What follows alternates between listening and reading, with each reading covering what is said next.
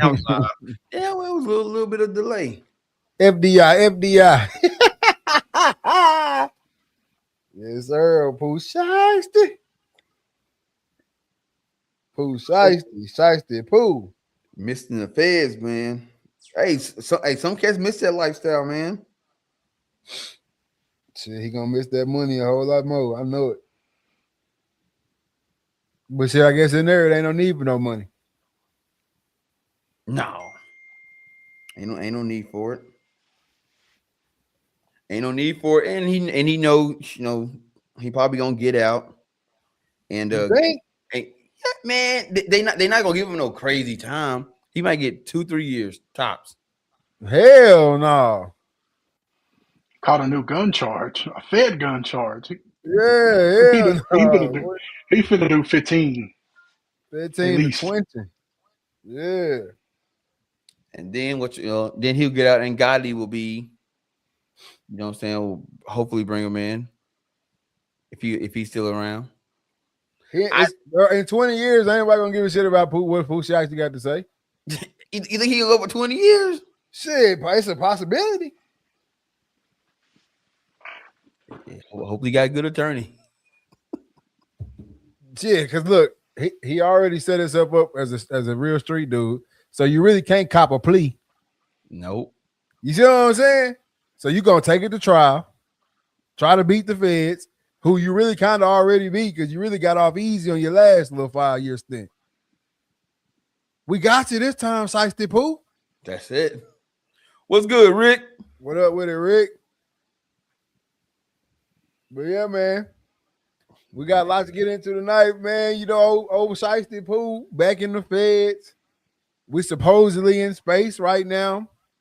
I just seen so many damn videos, man. I've been up late going through the rabbit hole. Like, damn, that no makes sense. When we talk about it, I'm gonna tell you about the video that I saw. Yeah, I was like, shit, that I didn't think about that. Yeah, man. Hey, trouble in paradise. By paradise, I mean Boulder, Colorado. Got a little trouble in Boulder, man. We got the Final Four updates or Final Four winners. It's over with. We got 2 national championships crowned this past weekend, or I guess Monday, actually. Pissed me off a little bit.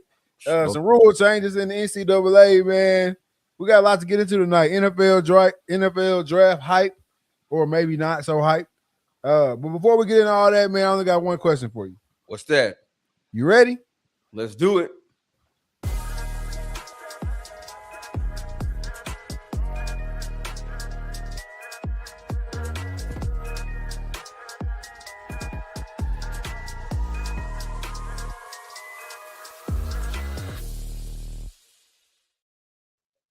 Good afternoon, good evening, good night.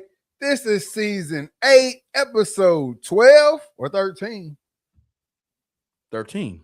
Yeah, episode 13 of the Read, Talk, and Listen podcast. I am your host, Nick Reed, along with my brother and co-host, Trey Reed. We got Killer Cam on the ones and twos tonight, baby. What's good with you? Man, shit, chilling, man, chilling. And enjoying this the labors of this pool work. Oh man, gotta get that pool crystal clear for the summertime, man. Gotta get that work in. That boy Brett said, "What's up, fellas? Trey, nice hat." Hey man, hey, nice hats, man. Over here. Hey, shout out to them boys over there at Elite, man. James, who was that? Who? I just missed it. We had a comment pop up. Oh, dang. I forgot Cam in the back. James Howard 2522 said, "Hey fellas, what's up? What's good with it, James? What's good? Hey, Brett. Got the arrows in, man. That boy rocking that Elite gear, boy. It's a good times right now. Them fans limited, baby. Everybody can't get these. Everybody. Hey, we talked about it a little bit pre-show, man. But yeah, Pooh Shiesty pulled a fast one, man. Pulled a fast one. Only been out since January. Here we are in April, and he back in the news, man. It went from FDO to FDI, man. Talk to me a little bit about the Pooh Shiesty situation, bro. One, this is like the first time we've talked any kind of music in a long time. Jim West said, "Yo, what's up? What's good, Jim? What's good, Jim?" But yeah, this is the first time we've actually talked like music in a long time, man. And like, bro, I've been a Pooh Shiesty fan. You know what I'm saying? When he went in, it was sad because you know what I'm saying. You're not getting no more of that, you know, that gritted trap music. You know, not trap, but drill music. You know, we was getting. And then he get out and he drop a fire banger, man. And it's like, I like, you know, you done spent he was in there, 3-4 years? 5 years. 5 years. You come out and the first thing you drop is a banger, breaking all kind of records. You think, all right, cool. He picking up where he left off.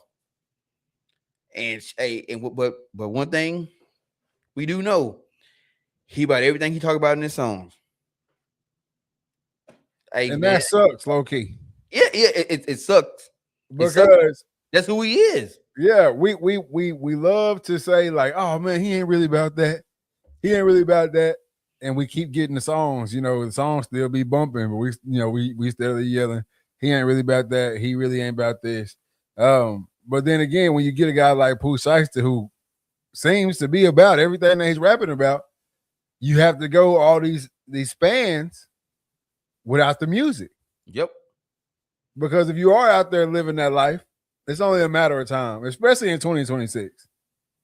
You know what I'm saying? 2026 is cameras everywhere. Obviously, people got their phones out. And it's really nothing gonna happen to you if you do tell. Nope. So it's tough for the cats that's out there that's really trying to be street dudes that are trying to be rappers instead of all these rappers that portray to be street dudes. Yeah, man, it sucks, but like, you know, back when we were real, you know, on that King Von, on that Chicago drill scene. Who was King Los? I have no idea. I don't know King Los, brother. King Los, C Rhymes. Don't know him. But back when we was on that, you know, King Von tip, you know, over in the Chicago scene, it was one of those things we talked about. Like, you gotta take the bad with it. Like you know, you gotta take it the good with the bad. Yes, it's good music, but you know that music is attached to some real life shit. Exactly. And then we end up losing King Von. Yep. So now there's no more King Von songs coming out. There won't ever be another King Von song come out. I mean, AI, but you know it's not him. Yeah, no, but you know what I mean. Like, there won't be another. There's no more stories being made. Oh yeah, no. And T.I. didn't cut his hair and hat back, cocked to the side. I ain't gonna lie, T.I. done dropped 2 bangers. He done dropped 2 bangers now. I ain't heard none of them. Man, it's gonna put you right back. It's gonna put you right back in that 09, 2010 era. He is the best rapper. Don't sleep on America's B. I ain't sleep on him. I just don't know who he is. I mean, send us some King Los in the DMs, man. We'll check him out. Yeah, we'll check him out. But yeah, so and it's sad because I look back on it, and because I was like hard on that Chicago drill scene. I'm talking about like all the cats, Fredo Santana, what you call it? I forgot his name. Something Capone. LA Capone. LA Capone, yeah. You know what I'm saying, like they gone now. They're almost. They're gone. FBG Duck gone. King Von gone. Dirt gone. He locked up, but gone. Still, that's gone. Shit, we ain't getting no more Dirt songs. Rondo number 9 gone. Hell, he got caught with an RPG in Chicago. How does a 16-year-old get a hold of an RPG? Exactly. Wooski's still out because everybody remember computers. Wooski's still out, but he ain't really Wooski. No, because he took one to the dome. You know what I'm saying? Like, so if you into that type of music and you one of those people that if you rapping about it, you gotta be about it.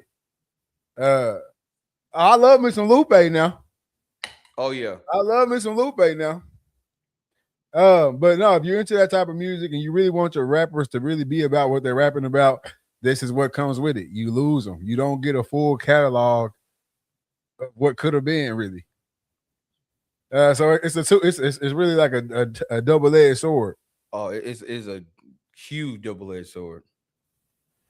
But go ahead. No sense, it's a bad situation because it's like you feel like two men could sit down and talk over, like figure out a contract situation, and then when I found out you just owed him one more album, just put out one album. Hell, you got 5 years worth of shit. You should have 5 years worth of shit. Yeah, that's what I was saying. It could have been resolved. Obviously, not too much level-headedness going on there. But yeah, it could have been resolved. You could have threw out an album, got off the label, signed with whoever you wanted to sign with, whether it be Gotti or whoever, or just moved on with it. Huh? Or just be independent. Or whatever your next move was, you could have went with that. Yeah. But that's instead, took it to the streets, which it is what it is. And I hear people like, oh, I can't believe Gucci told. Look here, man. Hey, that code that snitches, that shit is out. Yeah. that shit is out, bro. Because no one's gonna do anything. We've had too many big profile guys get caught snitching. I got the paperwork, and people don't care. Like that generation of cats don't move nothing anymore. They don't control nothing. They owe at this point. Yeah, and on top of that, even no matter what Gucci was, I'm talking about ice cream Gucci. Yeah. No matter what he was back then, right? No matter what, we all know, we all heard the songs. We all know he did the whole. They ran up on him and he laid him down. All that, we know that, right? He went to prison. Maybe got cloned. Maybe he didn't. We don't know. But whatever. Skinny Gucci. He's not a street dude. He a business guy.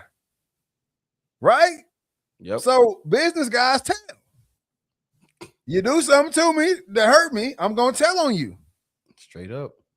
So you might have thought you was going and doing whatever you want to do to ice cream Gucci, but really you ran up on businessman Gucci. And so this is the end result. You going back? Maybe luckily for you.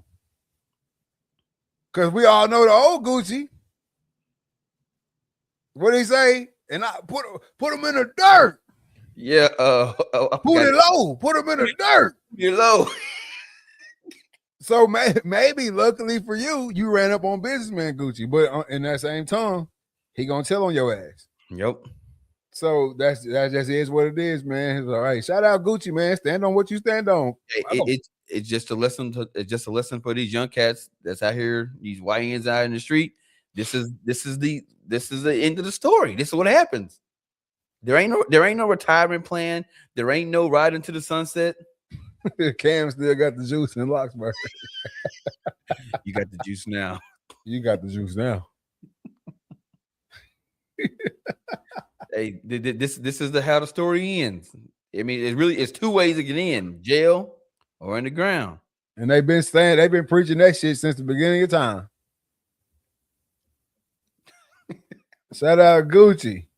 It's funny. Hey, I literally saw that video pop up the other day. That's my favorite shit. He said, "Who was number one?" Eminem made the list, and Gucci made. Oh no, Gucci made the list, and Eminem made the list. Shout out my Gucci.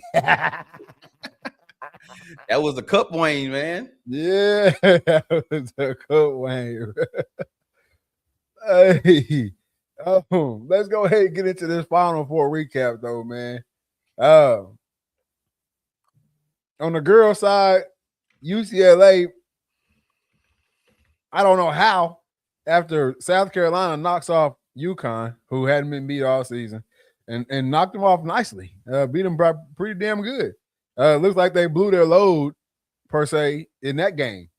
Like that was their national championship game, because they came into the national championship and got completely stepped on. Well, it's one of those things, and this is how I see it. They thought in their minds that UConn was going to be their biggest challenge. Mm-hmm. So you just said earlier, that they blew their load. They went in there and they gave it all they had on UConn, and just so UConn just happened to have a bad night that night. So them giving they all, UConn having a lackluster night led to them, having this big win. Okay, cool.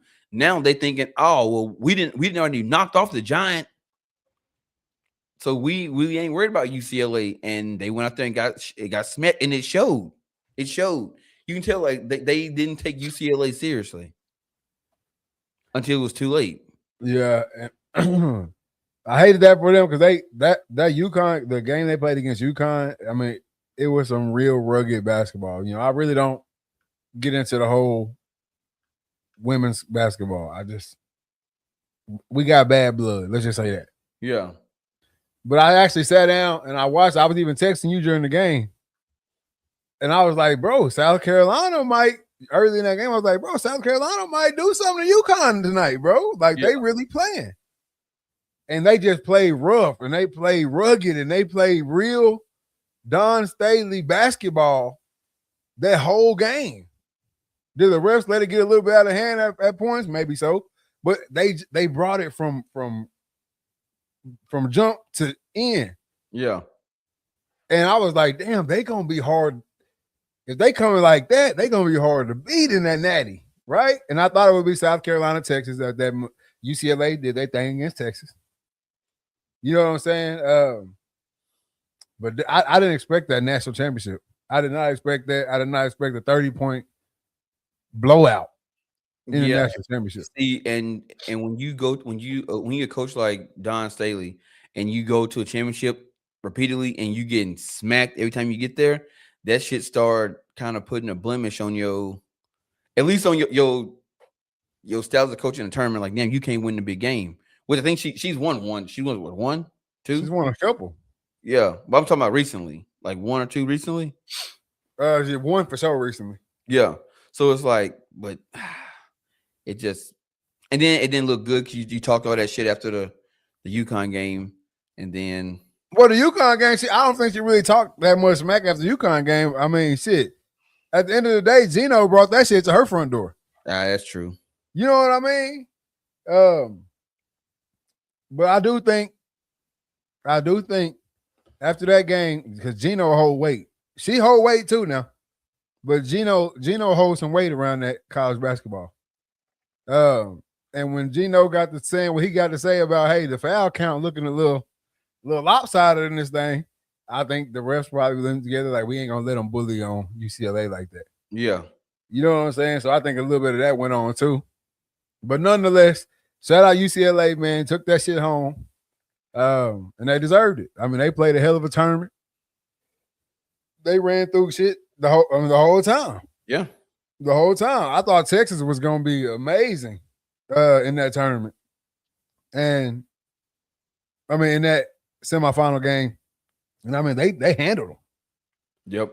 They handled them. So shout out UCLA, man. I seen their little story. They was the closest team in the whole shit. They was doing their little TikToks together and hanging out on the weekends and just doing shit that you have to do in order to really win a championship for real. Their story kind of sounded a lot like OKC's story last year, right? Yeah. In the NBA. They a team, but they all like really friends. It ain't just a bunch of individuals.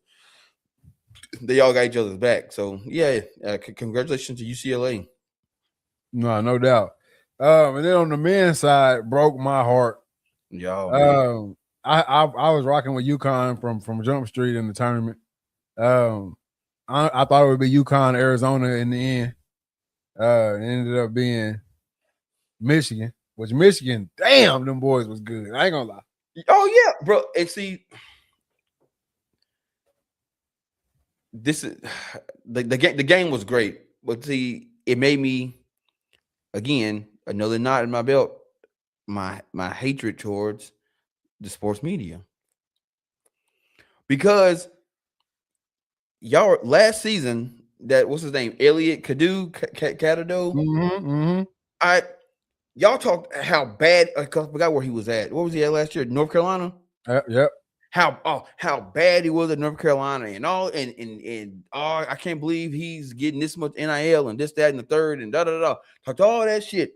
Now he's in Michigan, and I went and did my research leading up to the season. Y'all didn't. He wasn't a factor for Michigan. They thought he just transferring there is not going to be. He's not going to be a part of that team, and he ended up being the face of the team. Now y'all on his side. Y'all on his jock. Oh, he's one of the greatest Michigan guys to come through, and da da da da. How do we keep allowing these guys to switch up like that and no one calls it out? It's part of the game now. It's part of it. Like it's almost like they erased the tapes. You see what I'm saying? It's almost like they erased the tape. It don't matter what you said about him last year. How you feel about him this year? And I do think the comment. I don't even know who was on the game, who was on the call, but they were doing too much slobbing on Michigan for my liking. Yeah, you know what I'm saying? Like, was Michigan good this year? Yes. They also had a damn fifth, maybe even a sixth-year senior on the court during the game as well. You know what I'm saying? Like he was a big factor in that game. But everything Michigan did, oh my gosh, I can't believe he finished through the contact like that. UConn would come down and do something similar, whatever, and be like, oh, UConn for two. You know what I'm saying? Like the shit starts seeming a little shaky. Yeah. Whenever it's like that. Then they get to talking about how the Big Ten hasn't brought a championship home since 2000 and all that type of shit. And I'm just like, man, just call this damn game. So I was upset. UConn couldn't take the fucking lid off the basket. It nothing went right for UConn until the end. Yeah. And at least they kept it close. They shot poor, and they kept it close while playing poorly. Yep. In my eyes. I mean, the threes weren't falling. How many fucking block shots did Michigan have around the basket? You know what I'm saying? Like, damn. Why is y'all getting y'all shot blocked like that? With no knock on Mara. He's great. Nightcap liked the officiating. I think they just let him play through it. The officiating they didn't let him play through it because they was calling everything on UConn. So they really didn't let him play through it. UConn had 3 of their top players in foul trouble. Reed Jr. was in foul trouble, light-skinned point guard with the dreads, and Limley or whatever his name was all in foul trouble early in that game. And you know when you get in foul trouble, you start playing way different. They had to play the point guard who can't handle pressure at all. Yep. I mean, he had like 4 turnovers in a row at one point in that second half. He just couldn't handle that. He couldn't handle that press that Michigan was throwing at him. I mean, they picking him up full court, and when you come across half court, you got 2 bodies standing right there, and he was just losing the rock. Yep. So the foul calls played a huge part in that game because you playing against our second guy. Yeah, it didn't look good for UConn, and I saw it. I was like, man, they haven't won them nights, and it's just one of those things where it's like, if you're a guy that's in the mathematics, you're in the math and all that shit. Statistically, that was supposed to happen to him because they was having such a run. So he's like, "What if you or somebody that's betting? You're like, they've been on a hot run for a minute. Shit, I'm gonna bet against them because statistically, the luck gonna run out, and it just ran out for him. It just ran off on him, man. And that shit. All right, Jim Westman, you have a good night, bro. Thanks for stopping by. Yes, sir. We're gonna check out your boy too, man. Oh yeah. But no, man, they couldn't take the lid off the basket. The threes weren't falling. I think Mullins didn't hit a 3 till like late in that second half. Cordova, what's my boy? The senior. He got 3 natties under his belt already, or 2 natties under his belt already. He was going for his third. Damn, I can't think of his name right now, but the old looking white dude. Oh, don't give me. I don't on know UConn. I don't know players' names like that. He couldn't hit a 3. It was rough, man. But man, shout out to the Huskies. I love their coach too. Passionate coach.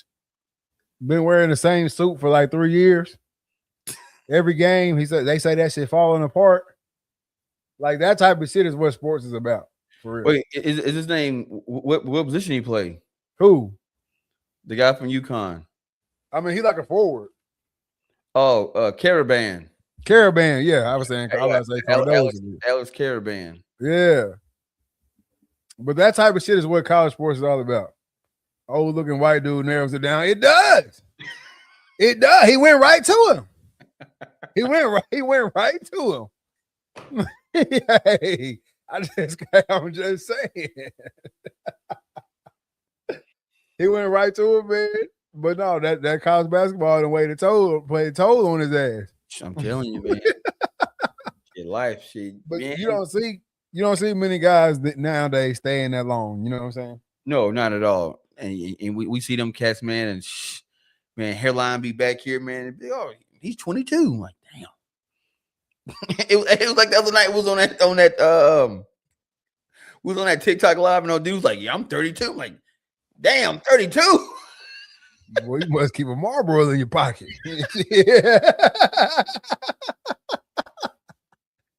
I said, man, you ain't 32. And man, cat took out his license and was like, shit. More than 95. Like, damn.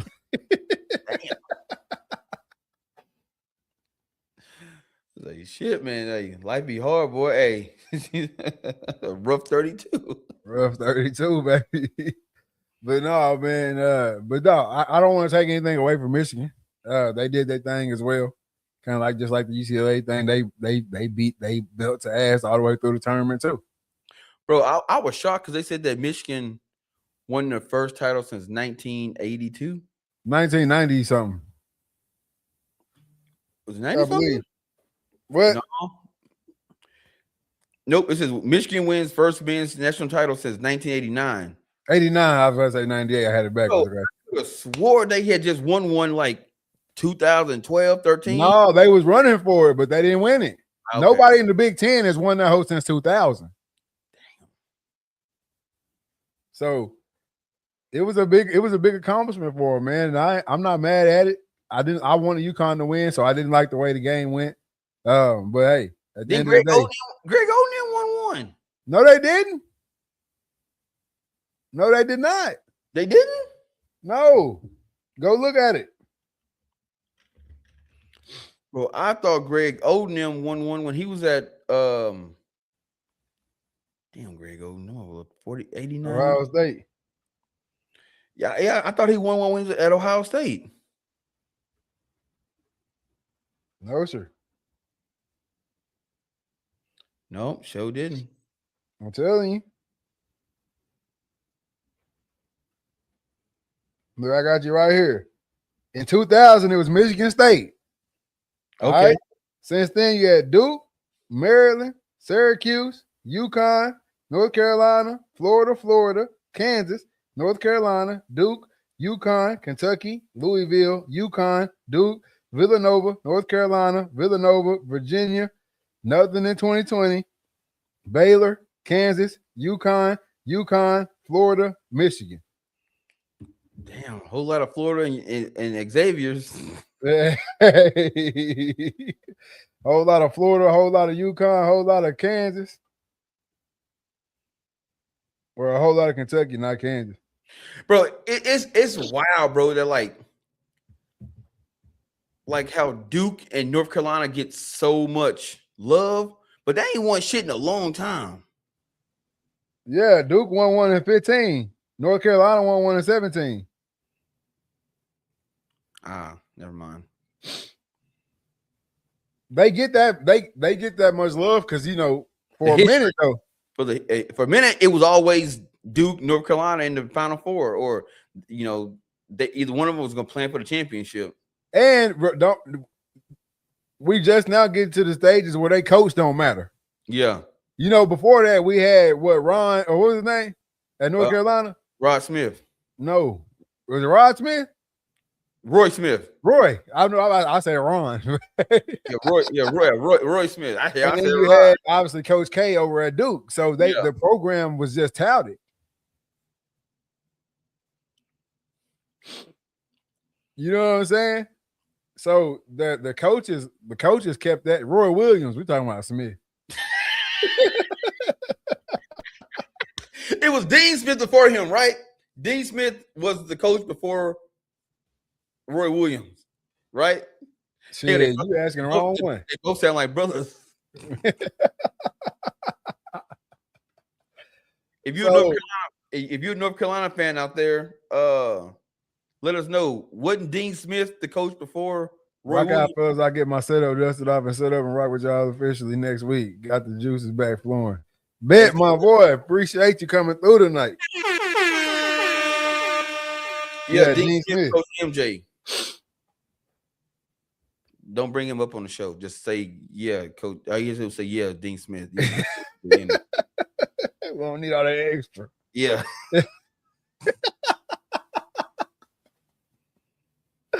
Hey, but yeah, man, Coach K and Roy, they was holding that shit down.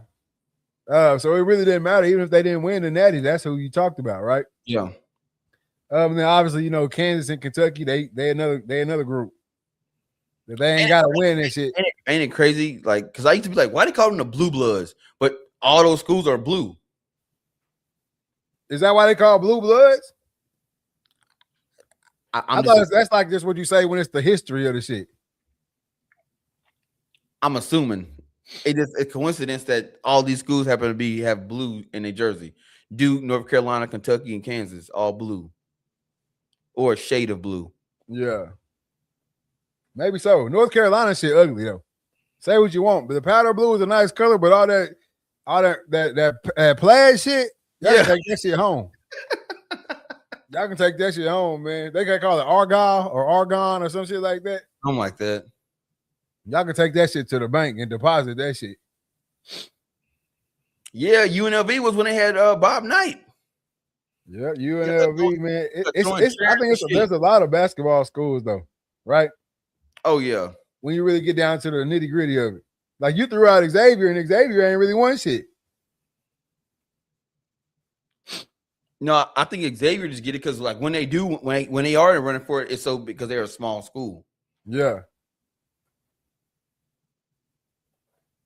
But yeah, man, shout out to them boys from Michigan. They did their thing, they won it, but nah. Yeah, it's taking on a new meaning for history, but it originally started with the team colors. Got you. Leave the plaid print and Carolina blue alone. It's classy. That shit ain't classy. We ain't playing golf. That's remind me of golf. Yeah. That shit terrible, bro. That's why they don't put it on much.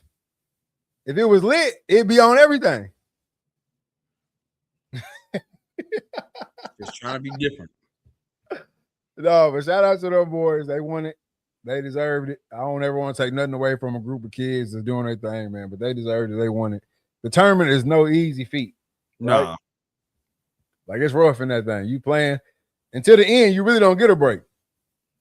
No, and I think that's why like people you never hear anybody say, you know, talking shit or questioning the champion in basketball, like because you have to earn that shit. Straight up. Like regardless if you one of them teams that get a first round bye, because yeah, you get the first round bye, but shit after that is I mean, it's you in the gambit. So but unlike football, there's so many unanswered questions. We don't get, you know, a true playoff. Yeah. This is 64 teams. 64 team tournament, bro. Chelsea says y'all strict around here. No MJ, no plaid print, and no underdogs. Damn right. But I just read off that list since 2000 and named me one underdog who won that hoe. Y'all just be wasting our times. Y'all just wasting our time when it comes to that shit. All the great underdog teams just need to go play in the NIT. Yep. That's where y'all belong. No offense. Didn't SMU play in the NIT? No, they played in the tournament. They played in the tournament in the order they're playing. We ain't make it in. We played in the play-in. got our shit smacked. I don't know why, but I used to think that the NIT was the teams that got put out the tournament. No, that shit stand for not in tournament. Yo, you ain't get in tournament, so your ass in the NIT. That's what that shit is. But ain't it wild though? Because you can go to the NIT and still win and get a ring for it. It ain't recognized as shit, but you still a champion. You ended with a championship season. Yeah, NIT champions. Ain't no knock to it. Ain't no knock to it. You know, it's just like you go to your bowl game and you win out. Yeah. Now, this is what I wish they would do. I'm not a big basketball fan, but I would love to see this. The winner of the NIT plays the first game of the year, plays the winner of the tournament. March Madness. Yep. I wouldn't be mad at that shit. I wouldn't be mad if they did it at the end of the season. Like at the end of it. Yeah. What's one more game? Hell. Yeah, Auburn won the NIT. So you have your Auburn, Michigan. Be nice. SEC can get that get back because them boys shit in that tournament, boy. They brought that quick at the end. Shit. Seem to be the story of the SEC life. Yeah, man. Hey, Chelsea, you got any Big Ten conspiracy with this championship too? Big Ten up right now. Big Ten just up right now, man. Big Ten just up right now, dog. Yeah, they mess around winning College World Series. It's really gonna be a conspiracy. That's what I'm saying. Big Ten up right now, man. Bro, I know this is way off subject. It's not on the notes tonight, but I just saw this shit come through. Bro, did you know there's a high school track team called like the Texas Elite? They like a travel track team. Went to the Texas Relays and got third place in the against college teams. They don't ask, man. Speed is speed at the end of the day. I don't give a shit how old you are. I don't care what school you go to. Speed is speed. If you run a fucking 9.9, 10 flat in the hundo, that's what you run. Yeah. Chelsea says, I was reacting to a video today. Will MJ remain the GOAT in 50 years? I wrote up y'all. So I'm saying he already got passed. But yeah, if you can run, you can run. So it never shocks me when we see that. When we see other like small teams or travel teams or whatever. And for the record, I did say no, he will not. Well, right now, it looks like they're trying to get everything to Wemby. Yep. To be honest. I still ain't sold on Wemby. If we want to keep it a true book. No, I'm not either. Not saying that he's not great, but everybody's been knocked for minute restrictions or load management, but Wemby done went this whole season on minute restriction. Ray Norton said, what's good with it, Raven? What's good? But yeah, he's went through the whole season on minute restriction, aka load management. The Spurs created load management, and nobody's talking about that shit. Nope. Can he put together a full season playing 39, 40 minutes a night? You see what I'm saying? Yeah. So I feel like with the whole Wemby situation right now, I'm not sold on Wemby's gonna be the GOAT because I don't think Wemby gonna be around in 6-7 years. No, not at all. Bro, I just saw a video of this lady, a girl over in China. Bruh. They was like, WNBA is cooked if she come over here. Bro, she like, I think that she was damn near 7 foot tall, 7'2", 7'3". Yeah, but is she like my boy? What's his name? 7'3". She moving like Yamin.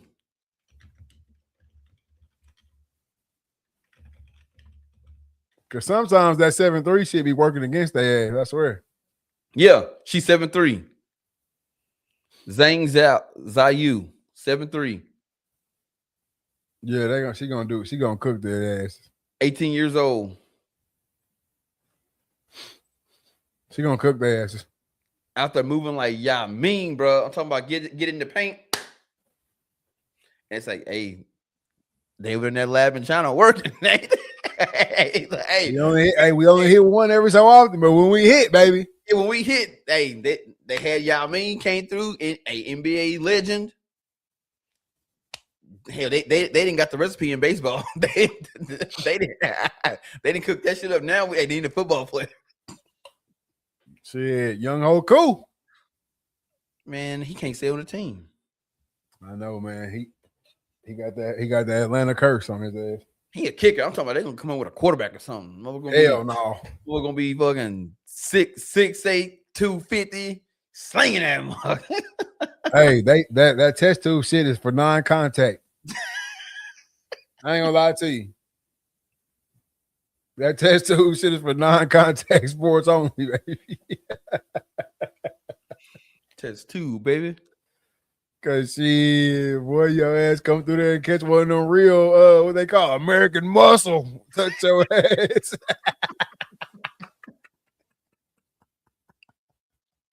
We broke up. You know what happened? They're trying to do the calculations. That shit don't work. Hold up to that American muscle, baby. Hey man, shout out to them though, because hey, every so often they do their thing and they hit, and when they hit, boy, them boys hit. Man, what? But yeah, man, I don't know that Wemby can make it through a full season playing like real life minutes, so I can't really just.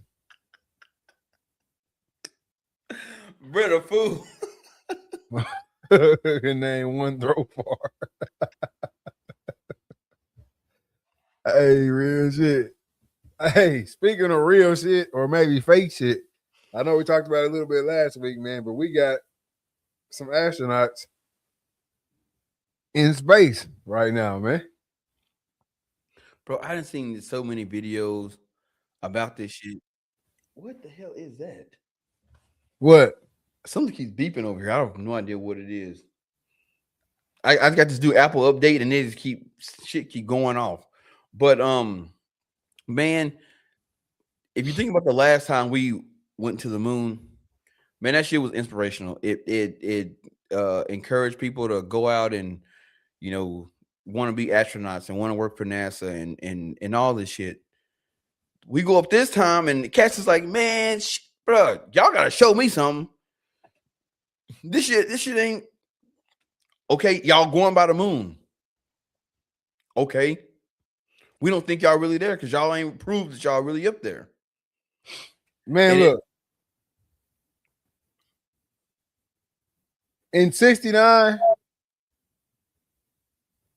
they needed to bring the country together. You know what I'm saying? The space race was going on. Yep. Even if it was a lie or wasn't a lie, regardless, the American people needed something to hang on to. Right? You were still getting your news on the radio. Straight. Yeah, man. Shout out to the blind, man. You see it? But no, the American people needed something to hold on to, man. It was like you said, it inspired people to be astronauts. It inspired people to be Americans. Yeah. Right? Like we first. We put a man on the moon. America, we can do anything. You know what I'm saying? So it made sense. Whether it was a lie, whether you believe it was a lie or you believe it was real. Whatever you believe, at that time, in that time frame, it made people believe. Yeah. In America, right? I think it was bad timing for this hoax. Because I do think it's hoax. Rad X10 Daddy 24, that's a crazy name. Says, what's the Deion drama? It's coming. It's coming. Hold on. But no, it's bad timing right now. Like the American people really ain't seeing eye to eye with the government. You know what I'm saying? The American people are not really seeing eye to eye with America right now. Oh, shit, gas high as hell. Hey, I feel for a brother that's got to pump diesel in his car. You see what I'm saying? Bro, I was at the gas station the other day, man. I could tell this man was trying to make a decision whether he was going to pump this diesel or get this sandwich. Because he had the sandwich in his hand and he kept looking back up at the little thing, at the price on it. Look at the sandwich, look back up there and shit. He went and put that sandwich back. No, man, that's real life right now. A lot of America right now is living paycheck to paycheck. A lot of America right now are having to make those hard decisions at the gas pump, at the store, at the grocery store, all type of shit. They filmed that shit in '69 on a sandbar at Index Bridge. But it's not really just gracious times right now. And then we also into the shit with Iran and sending money over here. When shit, we American people seeing us sending money out, we like, shit, man, we can use that shit right here. I'm telling you.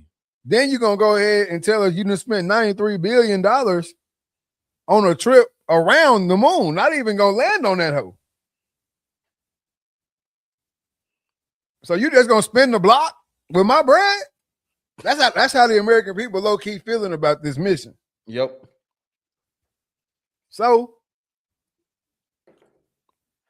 this was NASA's chance, I think, to even like either one, debunk the whole 69 was fake situation, or at least give the American people something like that they can hold on to. Yeah.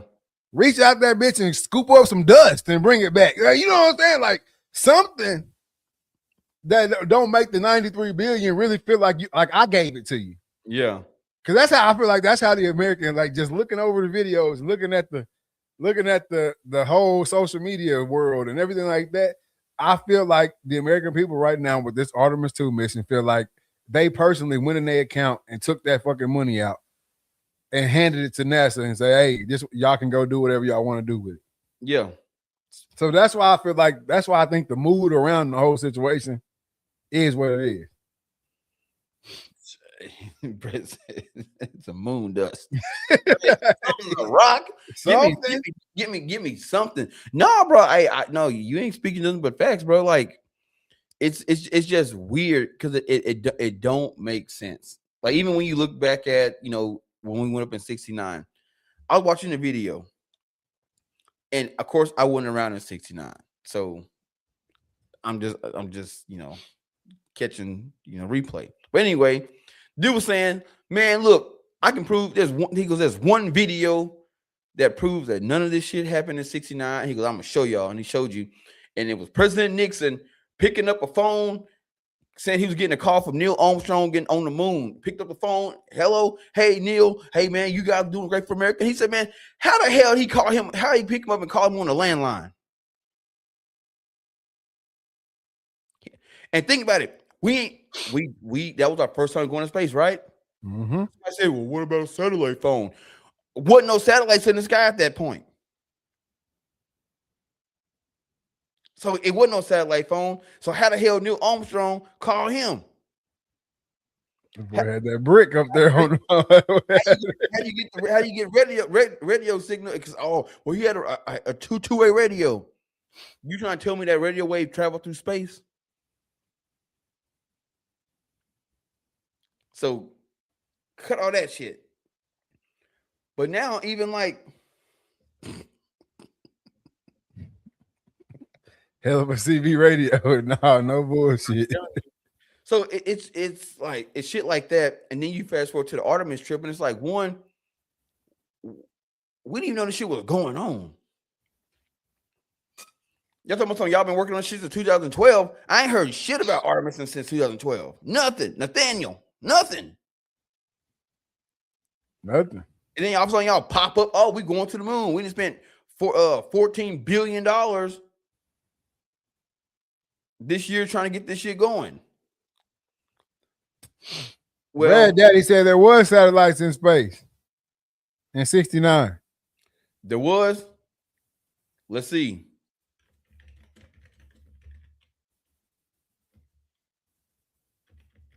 But I hope there was, Rad. Oh no, he's right. He said yes, there were many satellites in '69. Over 100 successful orbital launches occurred that year, including Soviet Cosmos satellite, U.S. spy satellites, scientific satellites like Explorer and Australian, but no communicational. I don't give a damn if they had 20 satellites in space in '69. Shout out to Rad for doing this shit. Yeah, we are not one of them podcasts where we get proven wrong. We're gonna be like, oh well, shit, never mind. No, hey, bro. Yeah, shout out to Rad for doing this shit. That satellite ain't calling no landline. The satellite phone is not calling a landline. That is true. And check me out right here. If they could land on the moon in 69 and successfully launch themselves back off the moon and come back home, why are we not stopping this time? What does it do for you to go around that hole? Just to say we did it? You see what I'm saying? Why y'all not this time? They was up there for what? They stayed on the moon for like 2-3 days last time. In 2026, I need a week out you. Hell, a month. I don't know how long they stayed on the moon. I need that. 21 hours. 21 hours and 36 minutes. 21 hours, so not even a full day. Yeah. I need you to stay on that hoe for a week. I need you to stay on that hoe for some days. I need you to collect some research. Walk around that hoe. See if you bump into something. That's where we should be at with it at this point, in my eyes. But just we're gonna go around the earth twice and then go around. Man, the money don't matter. It's extremely expensive to land on the moon, which requires significant resource, and you risk people's lives. It's easier just to fly by. The lives are already risked. Yeah. Risked. If you look at any research from anything NASA, anything for all this time, they talk about how much shit flying through space. Yep. Like as far as like meteors and rocks and shit, how much shit is flying through space and all that shit. So if we even go into space, we are already risking their lives. And takeoff. Takeoff is the big risk. We done seen hella spaceships blow the fuck up before they even got off the ground. Exactly. So now, I'm just talking about you just in space in general. Then not on top of that, risking lives, you already going somewhere that ain't nobody or nothing ever done did, to the other side of the moon.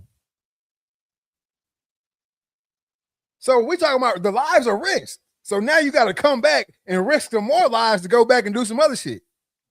You're already going. You already wrote your little letter and left me back at the station and all that shit.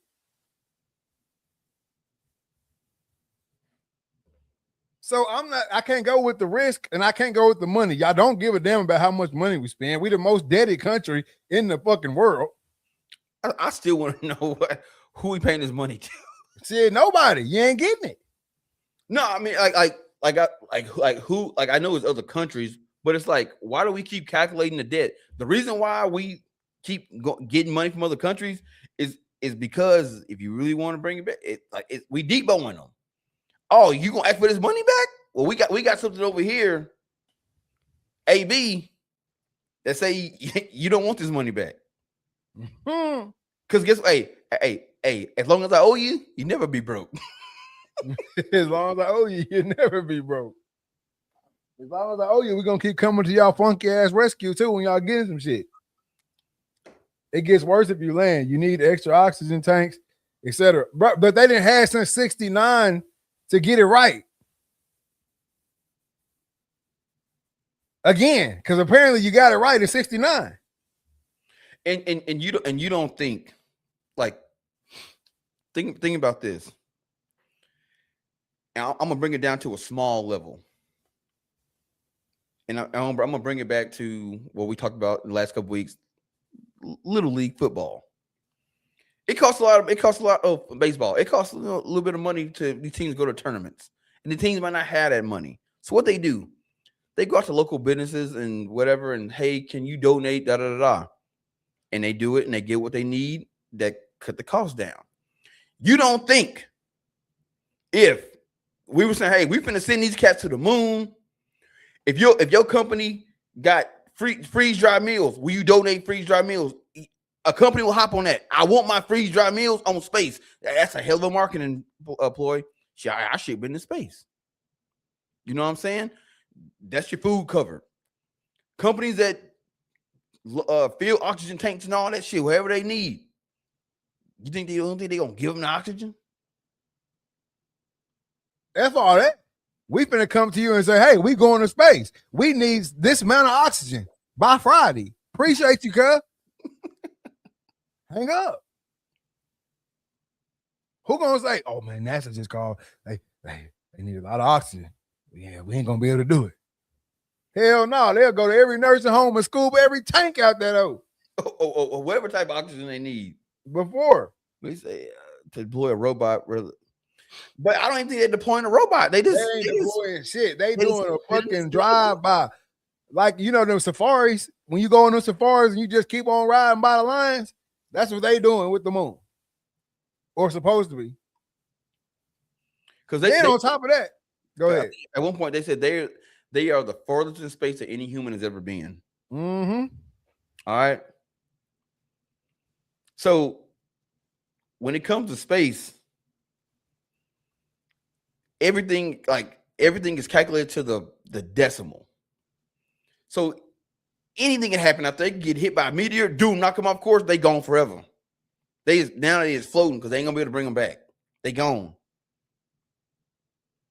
Bro, we already taking the risk of being out up there. Go ahead and let's go ahead and make a trip out of it. Make it worth the while. Because what you gonna tell me about swinging by? Oh, we saw some shit. Man, y'all taking the same pictures I can take from my front yard. That's what's really pissing me off. Y'all taking the same photos that I can take from my front yard on the right night. Where the video at, man? It's all gas money. It's all gas money. Long way, and gas is high. That's why they just snuck that shit in. That's why gas really went up. We've been working on this since 2012. Y'all done snuck them gas prices up on our ass to pay for that shit. But nah, the pictures they taking, bro, we look at the same photos they sending us back. Or they supposed to be sending us back. We look at this shit on a daily. At least I do. I'm in that space. So I look at fucking moon photos all the time. They sending us the same shit. Then y'all gonna go up there and take the same photo of the earth that we've been looking at. I can't get down with you, bro. Send me. I seen a video the other day. We know they're not trying to land. We know that. They're testing a life support system. So that we don't give a shit about, bro. Look, hey, in 50 years, if you ain't got that shit right now, bro, you're not getting it right. I ain't gonna lie to you. That's nothing else in life that happened in 69, or we still testing to see if the shit worked today. We done had 20 versions of everything that came out in 69, from cars to fucking buildings to the food we eat. Y'all still trying to tell me we still working out the kinks. Your ass ain't going to space, man. Shit, Elon Musk shit just bought the shit and went up there. So they said, yeah. They said Katy Perry them up. I mean, they didn't go to the moon, but shit, they got up in space. They didn't take them 50-some years. They just went. Like, I know there's a whole lot that they're not telling us, and the only problem that I have with it is using taxpayers' money to do the shit. And if you're using taxpayers' money to do shit, you got to be transparent as possible. Look, this is what we're going to go do. Look, I'd be better off. Well, I'm not the smartest MFer, but I damn sure ain't going to volunteer to go to space and test a life support system. Is it? How much are they getting paid? An experience. Hey, look, when they have Buddy's brother when When they had Buddy's brother on the news the other night and all that type of shit, talking about it and shit, I said, yeah, I know this shit fake. He doing too much cheesing to be testing. Shit. What they getting paid? Says the Artemis 2 astronauts are paid a standard government salary, typically around $152,258 annually. Rather than a special, high-risk, or mission-based wage, they do not receive hazard pay, performance bonus, or overtime for the 10-day mission. So you crazy too, motherfucker. That's crazy. So this is a day on the job. What I say, an experience? I just told you I didn't. It's just a day on the job. Bruh.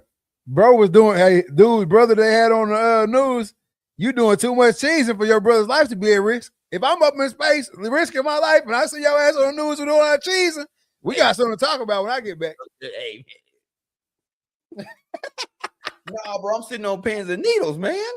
Yeah.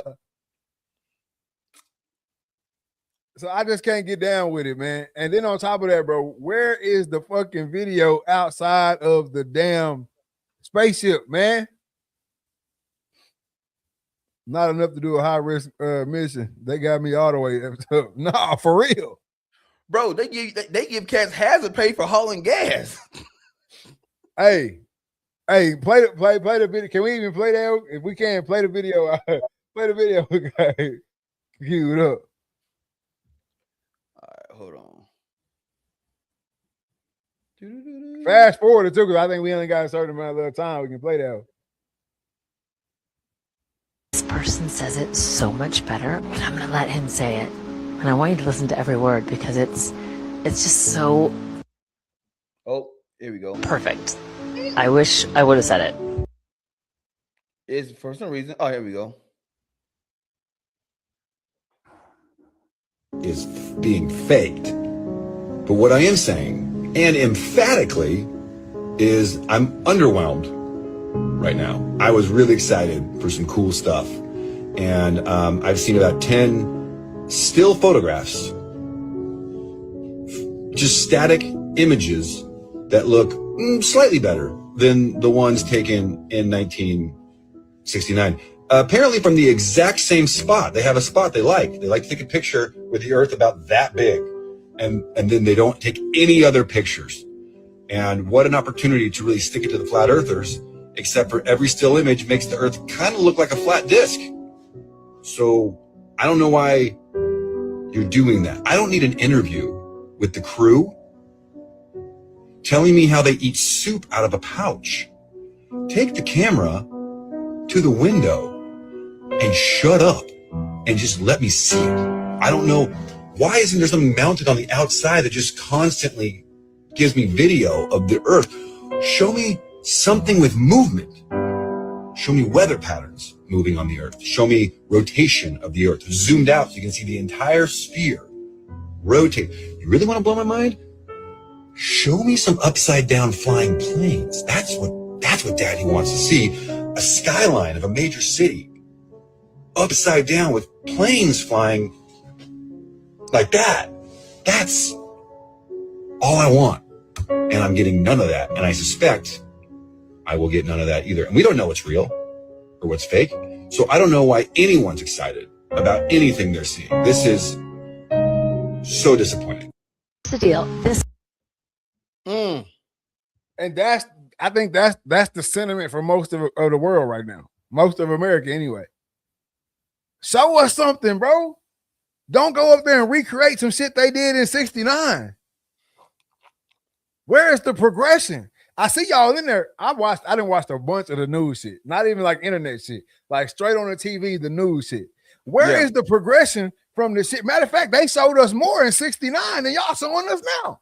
I don't give a about what food you're eating, how you brushing your teeth, how you getting the food out the bag. They had a whole fucking 30-minute segment on the news eating shrimp cocktail. I don't give a damn about you eating no shrimp cocktail out of no bag. Hey, I'm like, oh, buddy, man, take the camera and put it out the window. Show me what y'all seeing. Show me what you seeing. Show me some fucking rocks flying by you. Yeah, shit. Show me a star. Y'all giving me photos with no stars. What kind of shit is that? How you in space? I can go outside right now and see the stars. Show me something, bro. Too much of this shit. It's anticlimactic. Like at this point, I need some shit to blow up. I don't want nobody to get hurt or nothing like that. But shit, they on the way back, some shit blow up. They gotta jump out, use a parachute. I mean, where is the good shit? Show me something. Like buddy's talking about, show me the fucking planes and everybody that live on that side walking regular. Cause I know you can go, cause I can look at the moon, like I said, from my front yard with my lens right here. I can get right up on the moon. While you up there, zoom in on motherfucking Africa and show me something. Why is it their responsibility to prove to us what we've known since childhood? We don't know shit. We don't know nothing. Like I'm not debating the whole. I think they talking about the whole like Earth is round, flat. I don't care about none of that shit. I want to see what's up out the window. Show me. I don't give a damn if it was flat. Show me that hoe. Whether it's flat, round, cylindrical, however you feel, whatever side you on in that argument, show me that hoe. Shit, I'll take just darkness. I'll take a fucking 2-hour video of darkness. We on our way to the moon, and this is what we seeing outside.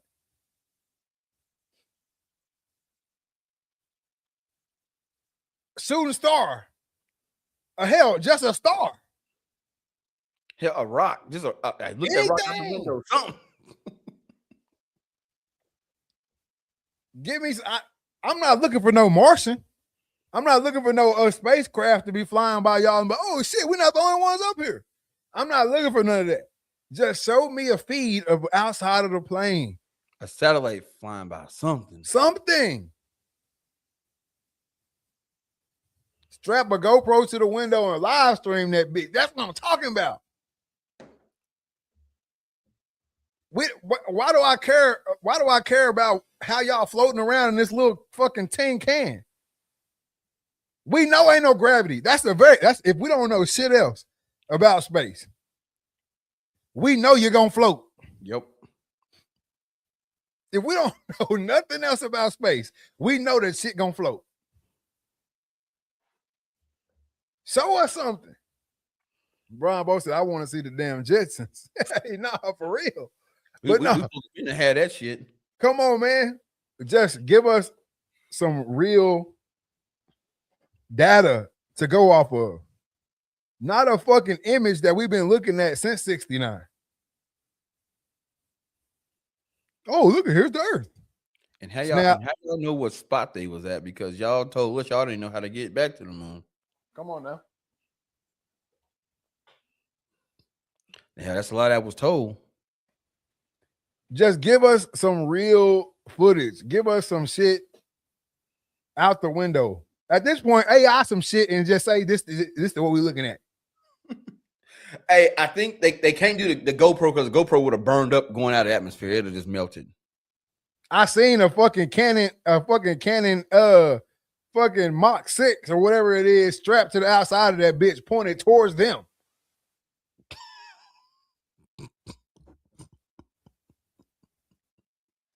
So you can strap some shit to the outside.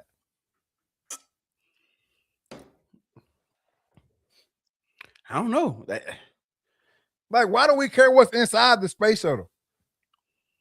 At this point, y'all just catalyst to the story. We really don't give a shit about y'all.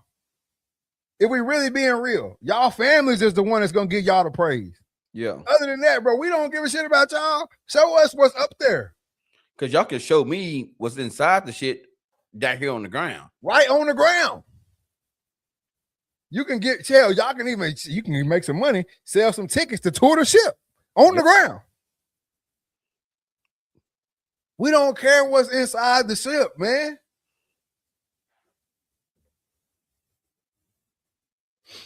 Ain't nothing but a mission, another damn war zone up there. They ain't gonna let us know nothing.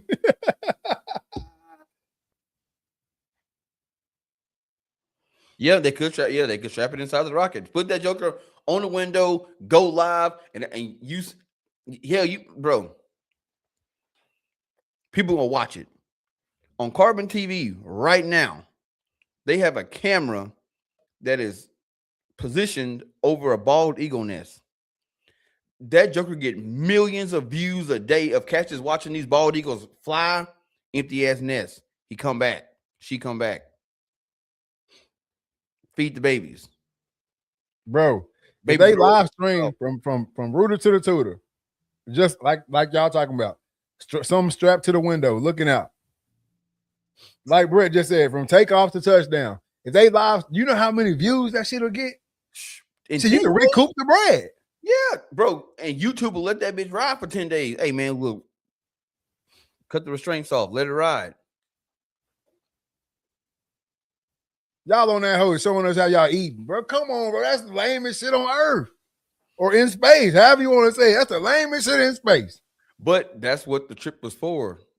You know, old buddy said something about testing a life support system, but when you read what else they were saying is to inspire, you know, the future generation to want to go out and, you know, space and space exploration and all that. That's so if that's my goal, yeah, I want to show you all the cool shit they doing inside the spaceship because I want you to be like, yeah, I want to do that one day. Man, showing me the inside of that ship make me want to not be an astronaut that much more. That y'all, it's 6 of y'all, 4 of y'all, however many y'all it is, cramped in that little ass space, eating freeze-dried meals out of bags. That ain't no fucking glorious shit.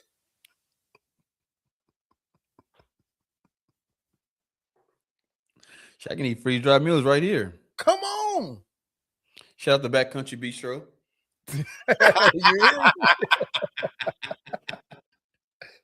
Like, it's just so anticlimactic, bro.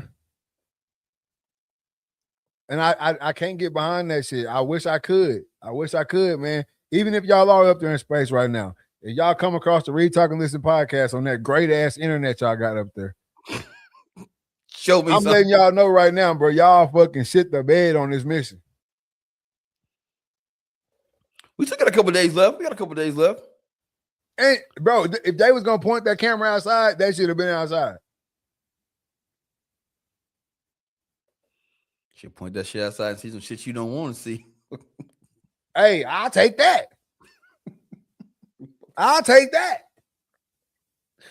Fucking ET driving by. Motherfucker pulling up on their asses. What y'all doing up here?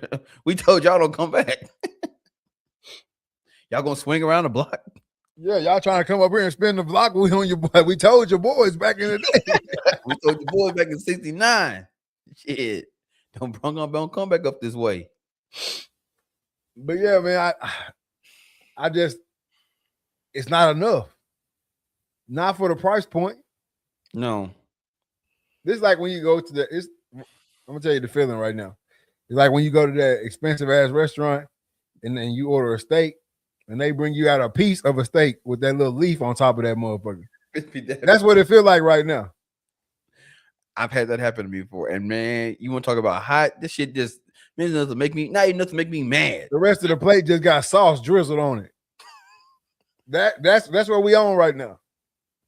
Y'all took us to a 5-star restaurant, gave us a little medallion with a leaf on top. Rest of the plate just got sauce drizzled. They don't want us to know the dark side of the moon is occupied by alien overlords that really control the world. Ever hear the lizard people conspiracy? Yeah, I ain't on all that shit. Yeah, I didn't went down the rabbit hole, and I'm not convinced. Ain't shit on the other side of that moon, but what we see on this side. They already showed you the photo, so they say, and it wasn't shit over there. Oh, Pink Floyd says when she was on the dark side of the moon. Yeah, some dumbass astronauts at this point. That's the only thing that's on the dark side of the moon. Then y'all, man, if you really read into NASA, every image that we see from space of Earth is fucking CGI. Yeah, it's bits and pieces all put together. It's no real legit image. So, give me the video. Give me the video, man. I just want to see that bitch spin one time. You could have let. I know y'all ain't moving fast because shit taking 10 days. So I know y'all ain't moving too fast. No. They moving fast. It's just that far away. Man, that hoe ain't moving fast. That hoe is not moving fast. Picture's too good. I know you ain't moving fast. Either the picture's fake or y'all moving slow as hell. The internet been tell you they going fucking 75,000 miles per hour or some shit like that.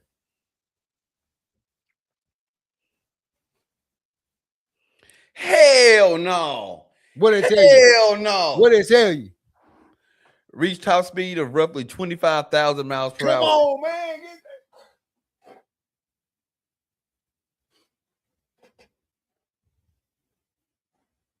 I'm gonna tell you how much shit I done did. I didn't watch jets going 3,000 miles per hour, right? Yeah, that's all. That's what I've been watching. I'm telling you, I'm deep off in this Artemis. No, it says the lunar flyby, they'll be going about 60,863 miles per hour. So I said 75. I was close, bro. Or roughly 3,139 miles per hour relative to Earth. I've been watching jets go 3,000 miles an hour right here on Earth, and you can't even see them bitches. You can't even see them in the sky. It's they out the camera that quick. But you would be a fool to think aliens don't exist because of how massive the universe is. It's statistically more likely that there is life out there than there isn't. No, I'm not saying there's not other life out there. I'm not saying that. Hey, look here, bro. I used to do a lot of long night driving, bro, and I would listen to Coast by Art Bell. Shit, Bob Lazar and all them cats. I know there's something else out there. Hell, Bob Lazar they didn't damn near threaten his life because he working at S4, talking all that shit about what he saw. Hell, they just put a documentary out. Yeah, I'm not saying there ain't other shit out there. There probably is. All right. There probably is. But not on that moon. Trivia time is the moon 300,000 miles away. Based on what my camera lens say, hell no. Shit, they say it's 238,900 miles away, what they say. Based on what my camera lens say, no, that hoe is not.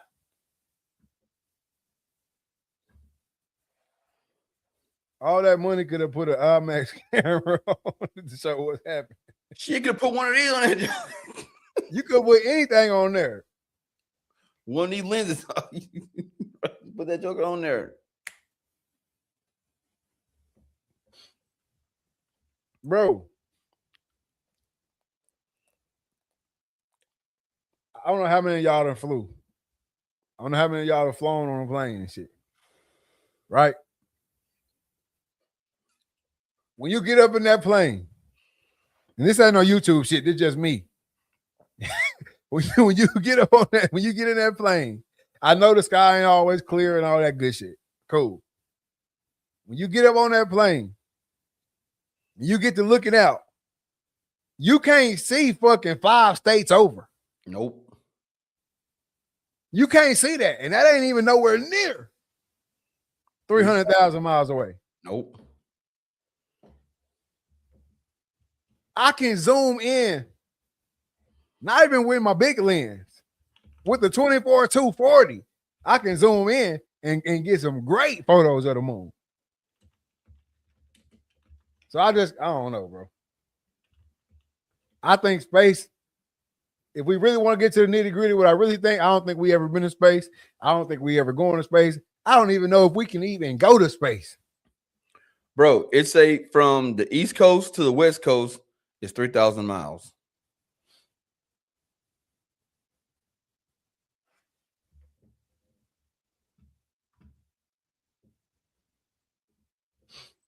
So from East Coast to the West Coast, it's 3,000 miles. And you tell me I can see 300,000 to the moon?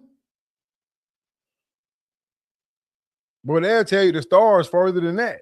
Like it's stars. They tell you them hoes so far away, them hoes really dead. You just still seeing the light. That star died 300 million years ago. How y'all know that?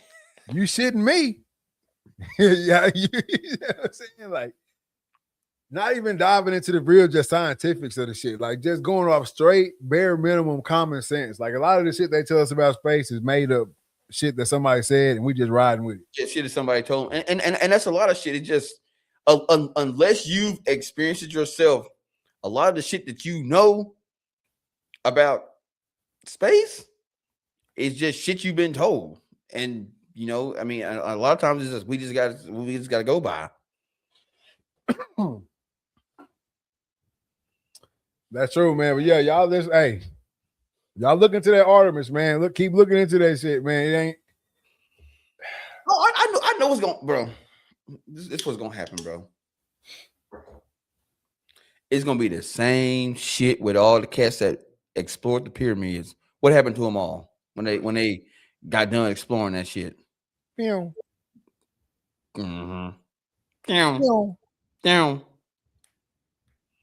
Them cats gonna come back and it be some wild shit. Oh, he was shaving and tripped, slipped his neck. Man, I knew. Hey, I ain't gonna lie to you, bro. I knew it was a busted mission when they put the brother out front.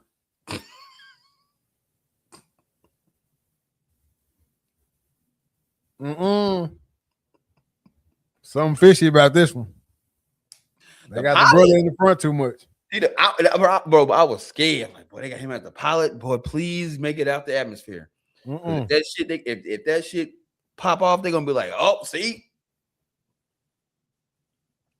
DEI hire. When they put the brother out front, I said, damn. See, they showed him in this shit. He playing with the damn toy. Yeah.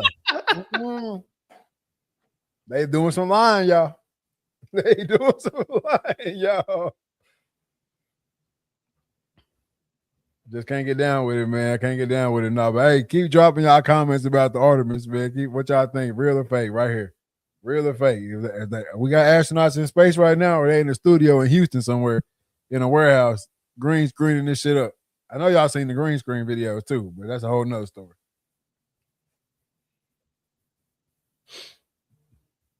Look, Trey in space right now. You floating, grabbing shit. That was hey, grabbing shit you ain't even never normally grab. Yeah. They just grabbing shit and putting it back. Bro, I'm telling you, when they first enter space, right? I'm at mama's house. She watching it on the news, right? So I sit there, we watching it for a little minute or whatever. And as soon as they got to just grabbing shit and putting it back, I said, man, this shit fake. They trying too hard to show us that everything floating. Yeah. Bro, if like I said earlier, if there's anything that we know about space, shit gonna float. That shit is not wowing us, bro.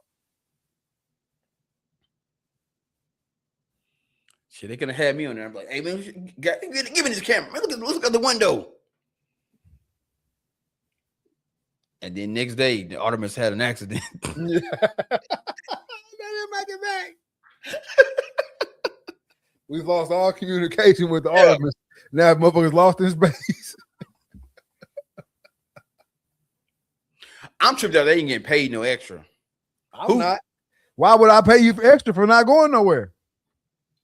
Well, y'all clocking in and clocking out. Just stay at this hotel for a couple of days. Shit, no, they got that, bro. We've seen Mr. Beast turn warehouses into whatever he wanted to. Yeah. I mean, they didn't turn the warehouse into the space, man. They living in space in their mind. Shit, yeah, Mr. Beast do it with a couple million. What you do with them bees? Come on, bro.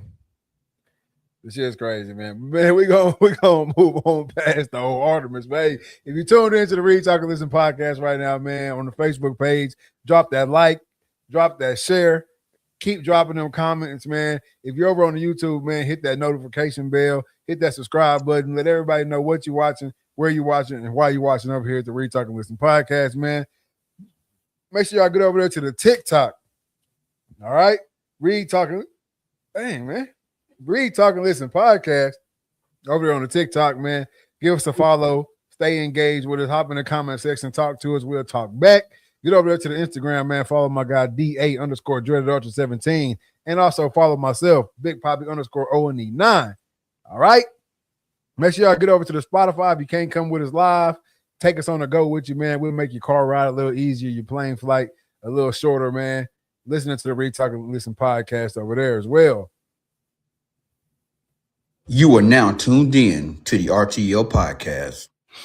I also want to give a big shout out to Say Grace, home cooked meals and dessert. Hey, if you're in the Texarkana area, hour away, half hour away, wherever you at, man, make sure you get over there and get you some, man. 5610 Richmond Road, Suite 101. All right? The food going crazy. This week, man, they got the fair week going on over there, man. All your fair food favorites or your favorite fair foods got them going, man. They had the pulled pork nachos. They had the pulled pork sandwiches. Today they had the turkey legs, the stuffed turkey legs. I think they're bringing the turkey legs back tomorrow. All right, matter of fact, I'm going to tell you what they got tomorrow just so you know. If I try to go to the fair, you know what I'm saying? It's I ain't trying to be out there late with the riffraff. So should I slide out there, man? Probably about 2 o'clock, get gating open till 5. I said, well, damn, folks get off at 5. I'm trying to get here for all the riffraff. Yeah. Now tomorrow they got the stuffed turkey legs. You can get it stuffed with chicken and dressing or dirty rice. They also bringing back the hot honey chicken biscuit tomorrow and the honey butter chicken biscuit, chili cheese dog, and nachos. For the southern entree, they got the smothered pork chops, mac and cheese with the gumbo greens. Also, they got the fair desserts, the fried apple pies, the fair themed cupcakes, and more in the bakery case at Say Grace, man. So make sure y'all get over there to Say Grace. Home cooked meals and desserts. They start breakfast at 8 a.m., start lunch at 11:30. All right, make sure y'all get there and support, man. She doing her thing over there. I promise you. For sure.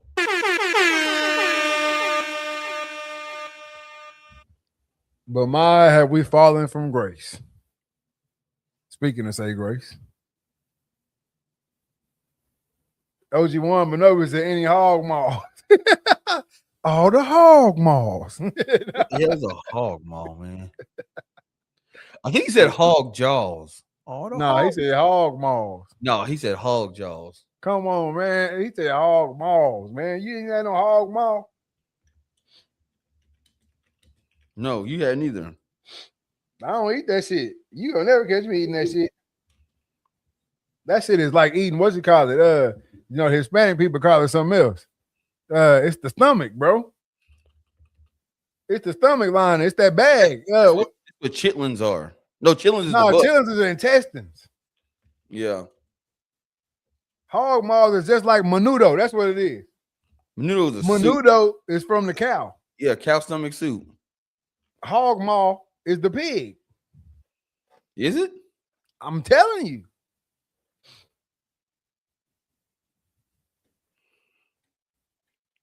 Hog maws are actually another name for chitlins. No, it's not. I just looked it up. No, it's not, bro. It's the lining of the stomach, bro. Chitlins is intestine. Oh, yeah. Hog maws are a culinary item, pig stomach or pig cheeks. Okay. Yeah. They call it, with the cow, it's menudo. With the hog. No, with the cow, it's called tripe. Tripe. Menudo was the name of the soup, but it's got tripe in it. That's what the stomach is called. Cow stomach is called tripe. Well, I know the menudo is cow stomach soup. So if you put it's called cow stomach soup. Yeah, but if you put you some hog maw and some broth, you got you some hog menudo. I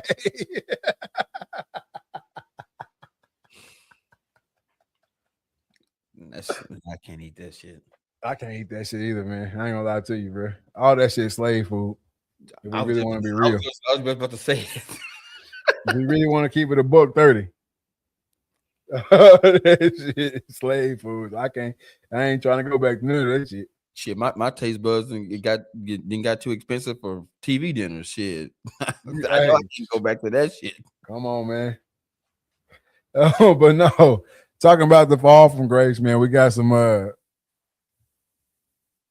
little drama coming out of Boulder, Colorado, man. You know, at one point, the Colorado Buffaloes and Coach Prime, man, they had the world on smash. It was must-see TV. Anytime you turned on a sports show, they were talking about them in some form or fashion, whether it was good or bad. Been a couple rough years. Man, especially last year without the big superstars. It's been rough, right? But now we got players coming out speaking on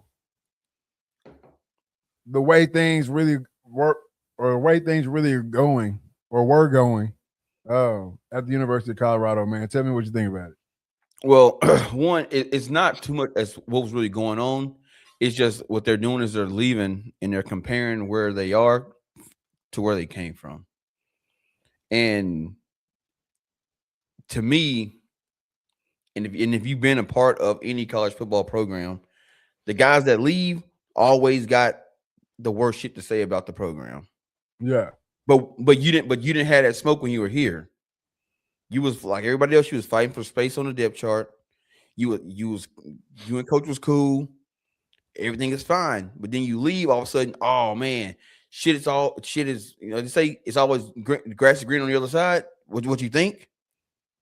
And a lot of these guys, they haven't even really been in these programs long enough to actually see what's going on. And it's we train different over here, and we do this different over here, and we do that different over here. Bro, you gone now. So why talk the shit?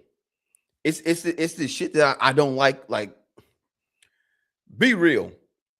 Yeah. Like if I'm somewhere and I don't like it, I'm gonna tell you I don't like it while I'm in it. And when I leave, my shit gonna still be the same.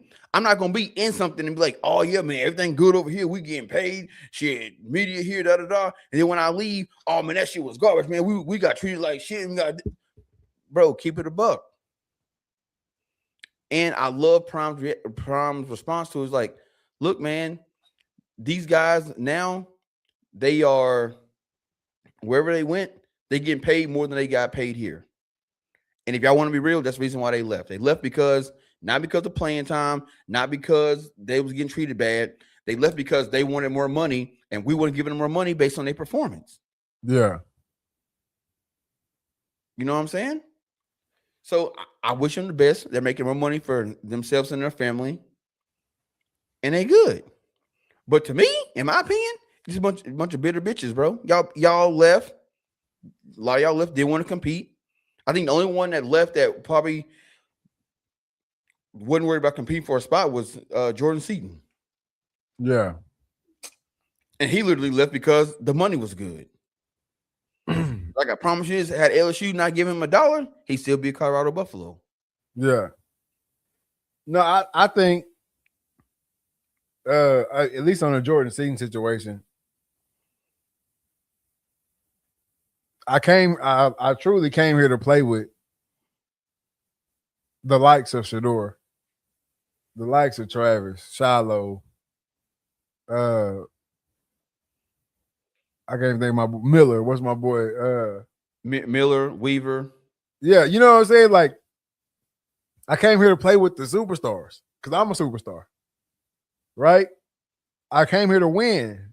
You know what I'm saying? I came here to do those things, and now I'm stuck in the middle of a rebuilding situation. Yeah, I'm sure LSU dropped the bag on them. Well, I know they did. Not even I'm sure. I know they dropped the bag on them. But I came here to play amongst the superstars. I came here to win football games. And now all of a sudden I find myself in the mix of a rebuilding situation. Yeah. Right? They said the CO coaches weren't good. They were sitting the bench. NIL is tough at Colorado. No, and that's another reason. That's another thing. It's a lot different when you're being coached by former NFL coaches and players than it is anywhere else. You know what I'm saying? No knock on those type of coaches or those players, or I mean those former players, but it's a lot different. The expectation's a little bit different when you play for those type of guys, right? Shit moves around that program as if you were a pro. You know what I'm saying? Josh says, I don't think Deion is a great coach. I think he's a player's coach, but he's not a guy who develops talent as far as I've seen. Travis Hunter didn't look amazing last season. So to me, that's on Deion. He got hurt. Yeah, he got Travis hurt. got hurt last season. Before that, he was doing his thing. They was playing him wrong. The dude's a DB at the end of the day. And they wasn't playing him in that. But that's neither here nor there.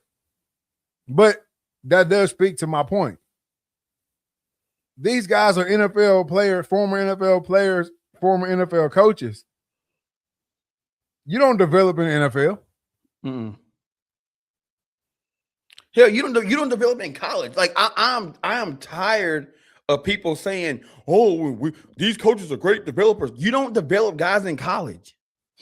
Not everybody develops guys in college, but some programs are you're developmental.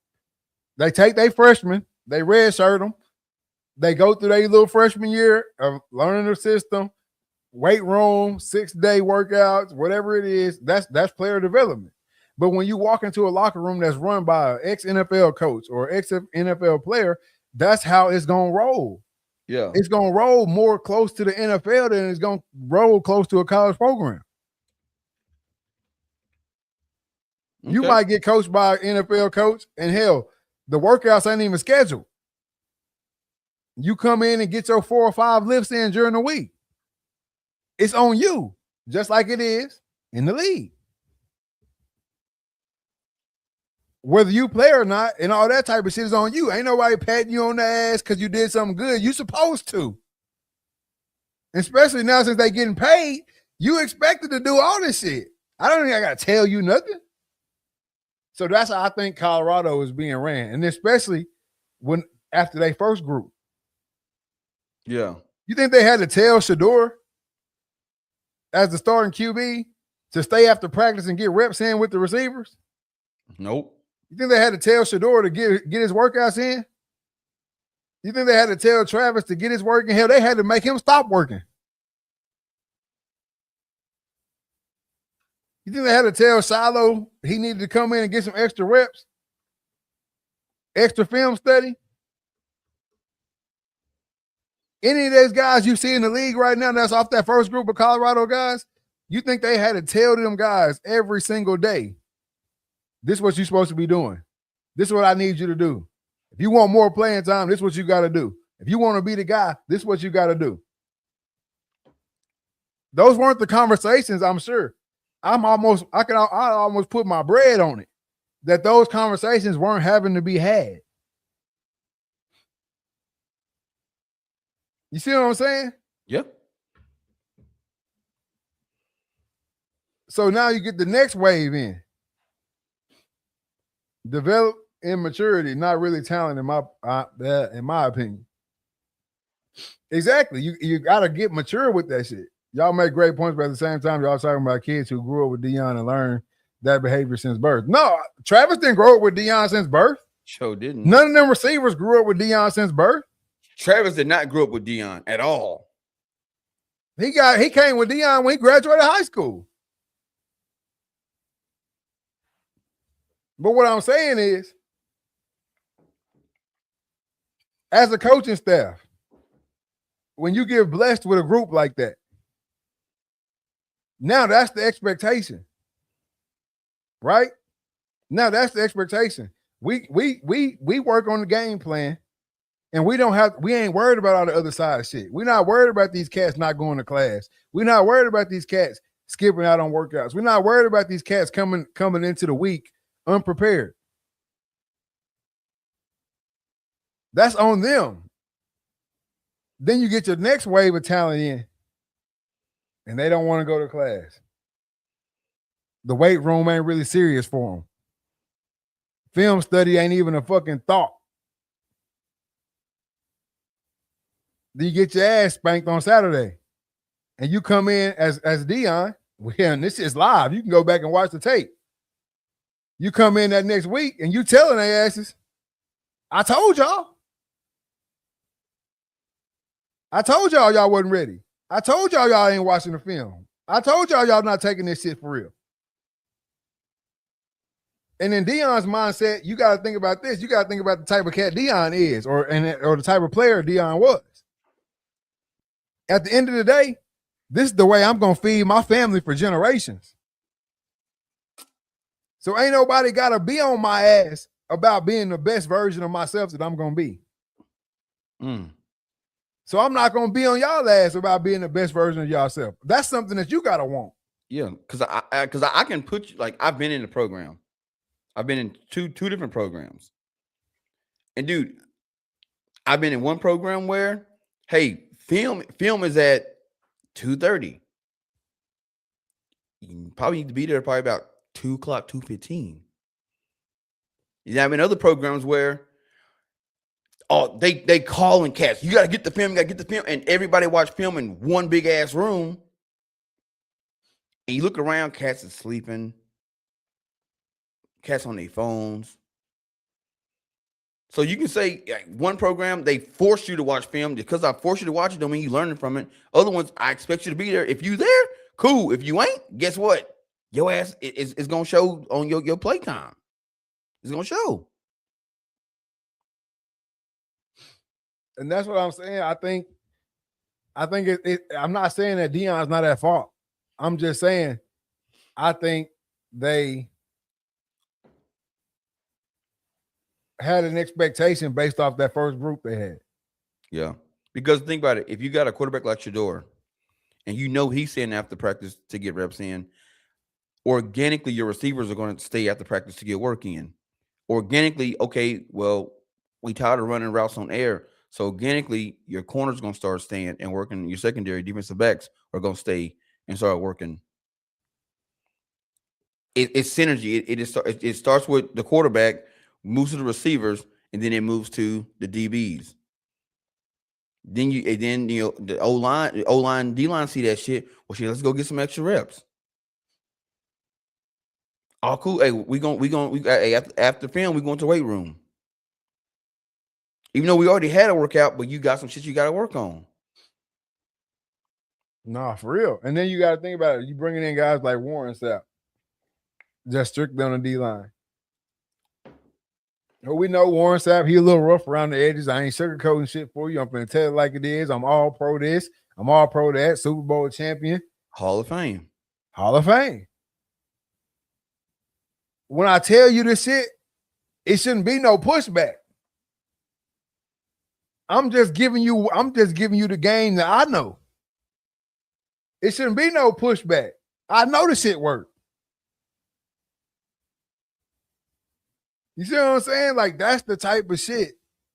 They receivers coach for a minute. I think he still is. Jason Phillips. He was at SMU when I was there. I seen the way he coached. He'll straight up tell your ass, you not playing. You never gonna play here. You know, like, I done seen it firsthand. So when you got a coaching staff like that, only a certain type of player gonna make it. Only a select few certain types of individuals gonna make it in a program like that. Colorado right now is a real life dog eat dog program. You can come in this bitch with all the 5-star, all the talent in the world you want and get your ass outworked. Because I'm not telling you to do it. You either going to do it or you not. Cormani McClain, perfect example. I was just about to get on his, yeah, but go ahead. Perfect example. All the talent in the world. I guarantee you at Florida, they calling his fucking phone. They probably got the little GAs and shit. Hey man, make sure you get into practice. Make sure you get to film. Make sure you coming in getting this, getting that, just so he can stay on the field. Zulu Archery says Sapp doesn't even get paid a lot to be there. He gets pushback, which is crazy. Sapp says they don't care, so he doesn't care about them. Exactly. That's what I'm saying.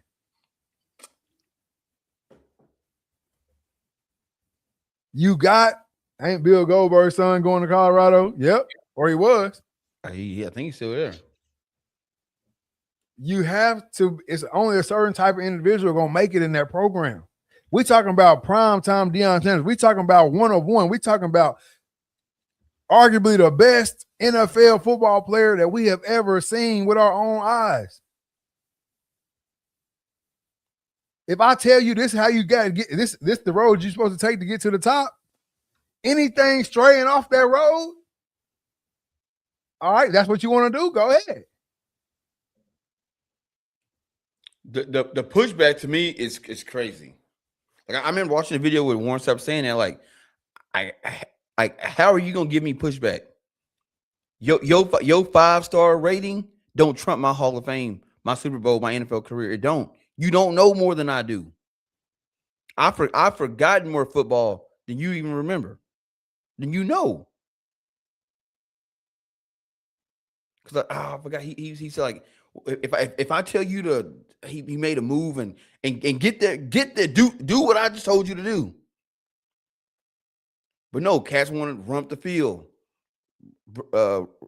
watch yourself out the play.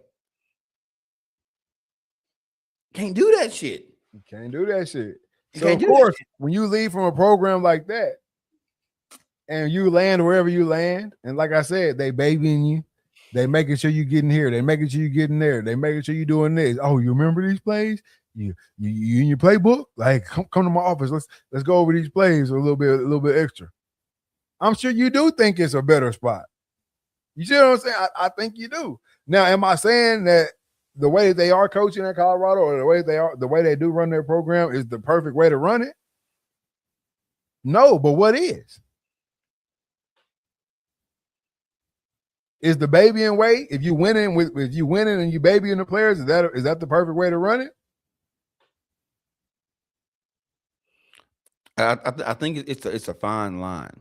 Like you gotta, because I remember we talked about this like a couple years ago, because you said like maybe Deion is coaching these guys too hard, because like the way he coaching these guys, they aren't built for that type of coaching.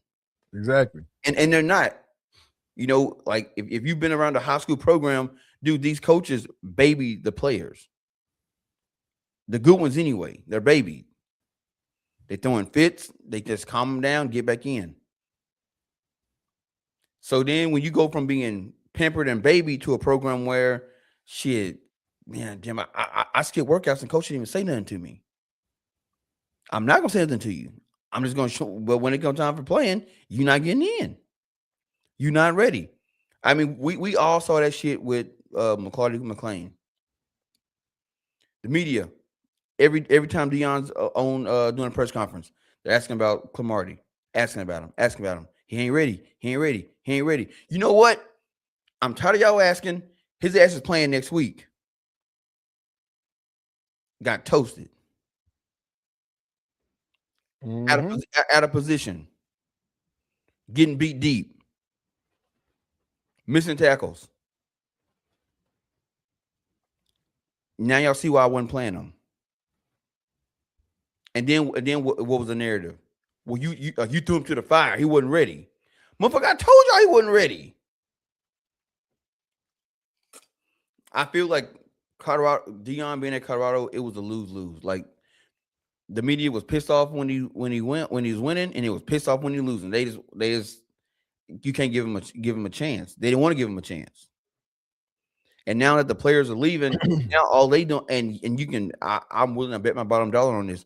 All this is just the media just reaching out to him. Hey man, well, how'd you leave Colorado?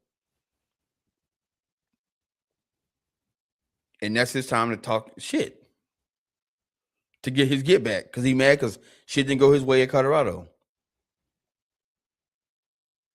Now you know a program is bad when you got a star player who come out talking shit. Yeah. You know a program is truly bad when you got a player talking that shit while they're in there too. Yeah. Not when they leave. I don't ever account when somebody leaves somewhere and get talking shit. I don't take no I don't take that into account at all, because you weren't saying that shit when you was there at all. And so I don't put too much stock into the whole the former players talking that shit. I don't think you can find you ain't gonna find too many former players from any school that's talking great about the school they left, or hell, they wouldn't have left. Exactly. You know what I'm saying? Do you think that Would you say that Deion was an overrated coach, though? No.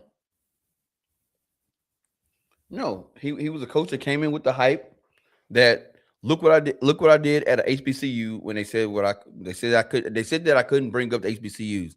I did that. Okay, I'm coming into Colorado and I'm landing big time talent. People are coming here.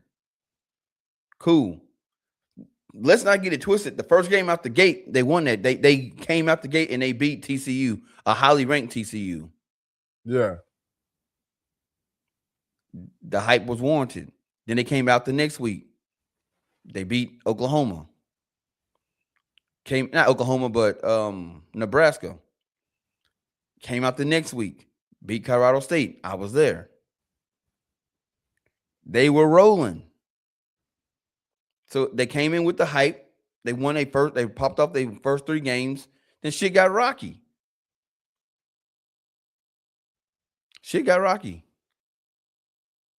Actually, wouldn't they?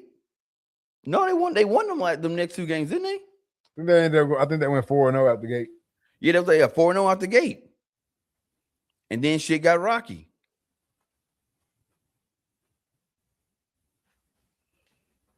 But the media was already against them from that point. So it was like, everybody was hating. The media was all on it. Why are they getting so much coverage? Because we never seen no shit like that before. It was something new. Mm-hmm. It was a story.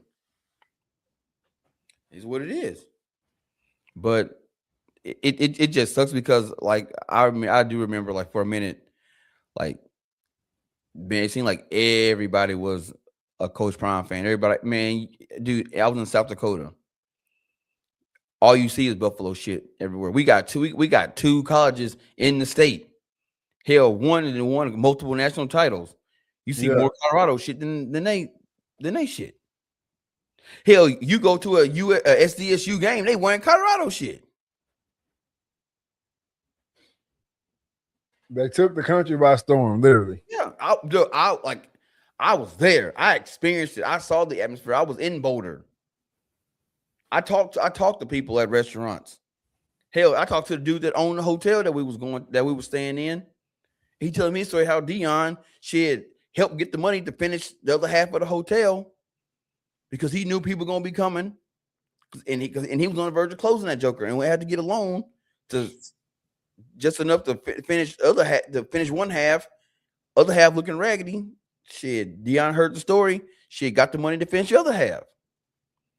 You go into any restaurant, bar, grocery store, there's literally a picture of Deion in the store. Boulder was nuts.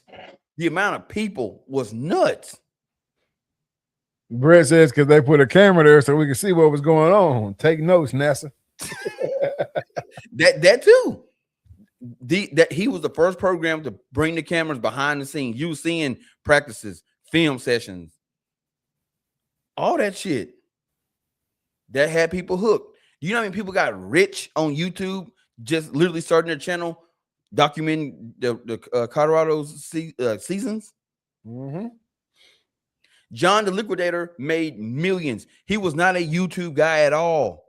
He wasn't a YouTube guy that switched and started doing Colorado football. He literally started his YouTube channel to document what was going on in Colorado and made millions on YouTube.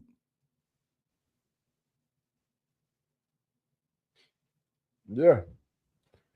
And that was a whole nother thing of why they got so much hate too. You know what I'm saying? Like, because they were so covered. They were on YouTube all the time. They were on everybody's YouTube channel. They were on all the sports media shows. Like that was it. They're really not that good. They're really not that good. They're really not that good. That was the whole push for it, right? But now they're really not that good. You know what I'm saying? Now they're really not that good. And if you were saying they wasn't that good back then, now you got to say they trash. Yeah. You see what I'm saying? So I think they still got a chance to turn it around, man. Like I said before, it was a lot easier to get players to come to Colorado when you had the superstars in there. It was a lot easier. So now they just got to go back to the drawing board. Let's gotta go back to the drawing board and figure out how do we get another Shador? How do we get another Travis? You know what I'm saying? Yep. Because like now it's kind of one of those contrarian things where like because it was a point where it's cool not to go to Colorado. Like if you a big name, you know what I'm saying? Oh well, I'm not gonna go to Colorado. Like I don't know where I'm gonna go, but I know I'm not going to Colorado. Yeah. Because you was pleasing the other coaches that were recruiting you. Colorado ain't even called you, but you coming out talking about something. I know I'm not going to Colorado. Don't even got an offer. There was a couple of kids. Deion came out and said, we didn't even talk to him. I don't even know why he mentioned our name. That's another thing, too. Colorado's still recruiting out of high school. Yep. They still recruiting out of high school. So, I don't know, man. If I was Deion, what I would do, I'd get off in that portal, pay some bread, win me a natty, and dip on their ass. Yep. Oh, trust me. This next topic about the NCAA rule change. Oh, that shit. Hey, you finna see a whole lot of shit change. You finna see a whole lot. Hey, you finna see a whole lot of shit change. Well, shit, let's go ahead and hop in it.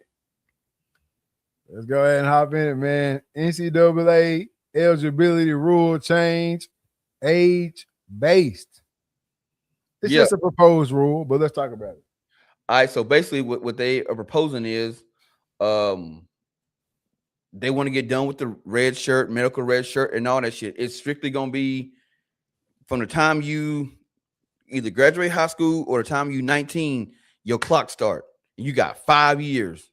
That's it. Ain't no more red shirt. They don't want no more red shirt year, no more medical shit, no more gray shirt. All them shirts that motherfuckers used to get to extend their time in the college. Now we going away from that. It's age-based. You got 5 years.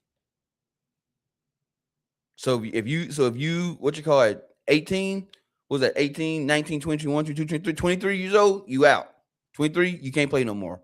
We don't care if you got hurt, none of that shit. 23, you done. You're 19, you get out when you're 24. You're done. And this is to combat guys staying in too damn long. They've gotten tired of they are tired of the cats coming back asking for 6 and 7 years. You know what? We tired of this shit. But the conspiracy in me is saying this shit is coming from the NFL.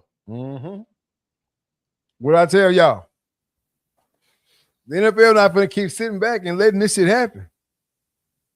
Because this draft right here gonna be a little lackluster, right? We're not gonna have too many more of these drafts. Yep. We're not gonna have too many more of these drafts where we see y'all keeping all the good players. Y'all keeping them. So we need to speed this shit up a little bit. And on top of that, too, like I was just saying, even about the dudes are playing basketball for Michigan or whatever. Man, you fucking 25, bro. Yep. Everybody you came into fucking college with already in the NBA. Been in the NBA for 5 years.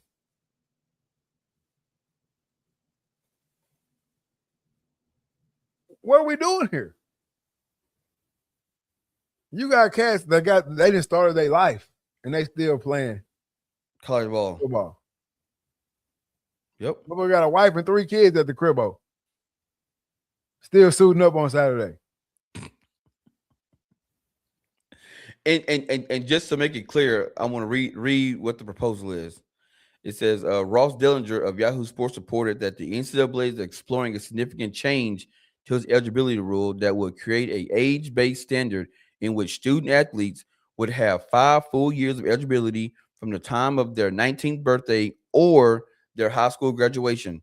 As part of the new proposal, waiver requests, red shirts, or exceptions will not be permitted, including medical. I'm not mad at it. So they saying scratch all that shit. You get 5 years and that's it.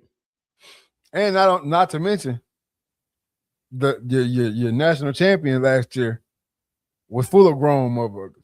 Yep. So it could be the NFL, but it also could be the SEC. Hell. Yep. But also, check this shit out. This goes back to my little theory I was saying, where if I'm a college, if I'm a D1 school, I'm not recruiting high school kids.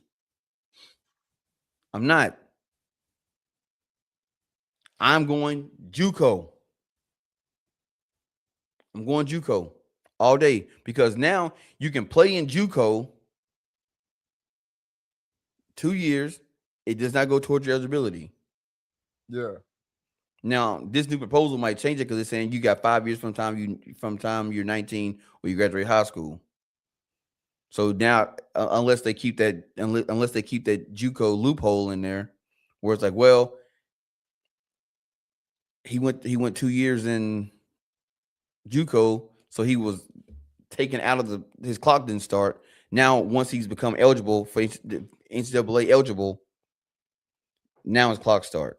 Now, if that's a loophole, are you gonna see a whole lot of cats go straight up JUCO? Because now I can't redshirt you. So you got to be ready to come in and play. So I can't bring in 20 kids and redshirt 15 of y'all. Yeah. So I gotta bring, if I'm recruiting 15 kids, I gotta be recruiting 15, 20 kids that can come in and play. Otherwise, the more they sit on my roster, that clock is ticking.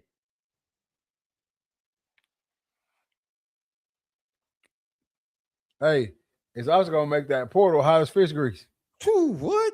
You think that portal hot now? Shit, I know I ain't getting none of these years back. I got to go, brother. I got to go. So I'm not mad at it. I don't think it'll pass through. No. But I'm not mad at it if it does. Because it's getting out of hand. 25-year-old ain't got no business out there suiting up on Saturday. Nope. I don't give a damn what you're talking about. Shit, some teams, they got cats that's, man, shit, 27, 28 years old. Bro, it's a wrap. There ain't no more NFL dreams for you. Yeah, you damaged goods. Shit. You damaged goods. What does this do to the late bloomers, though, man? What does this do to the guy who got talent coming out, but he may be a little on the small side or out of shape, or what does this do to those cats?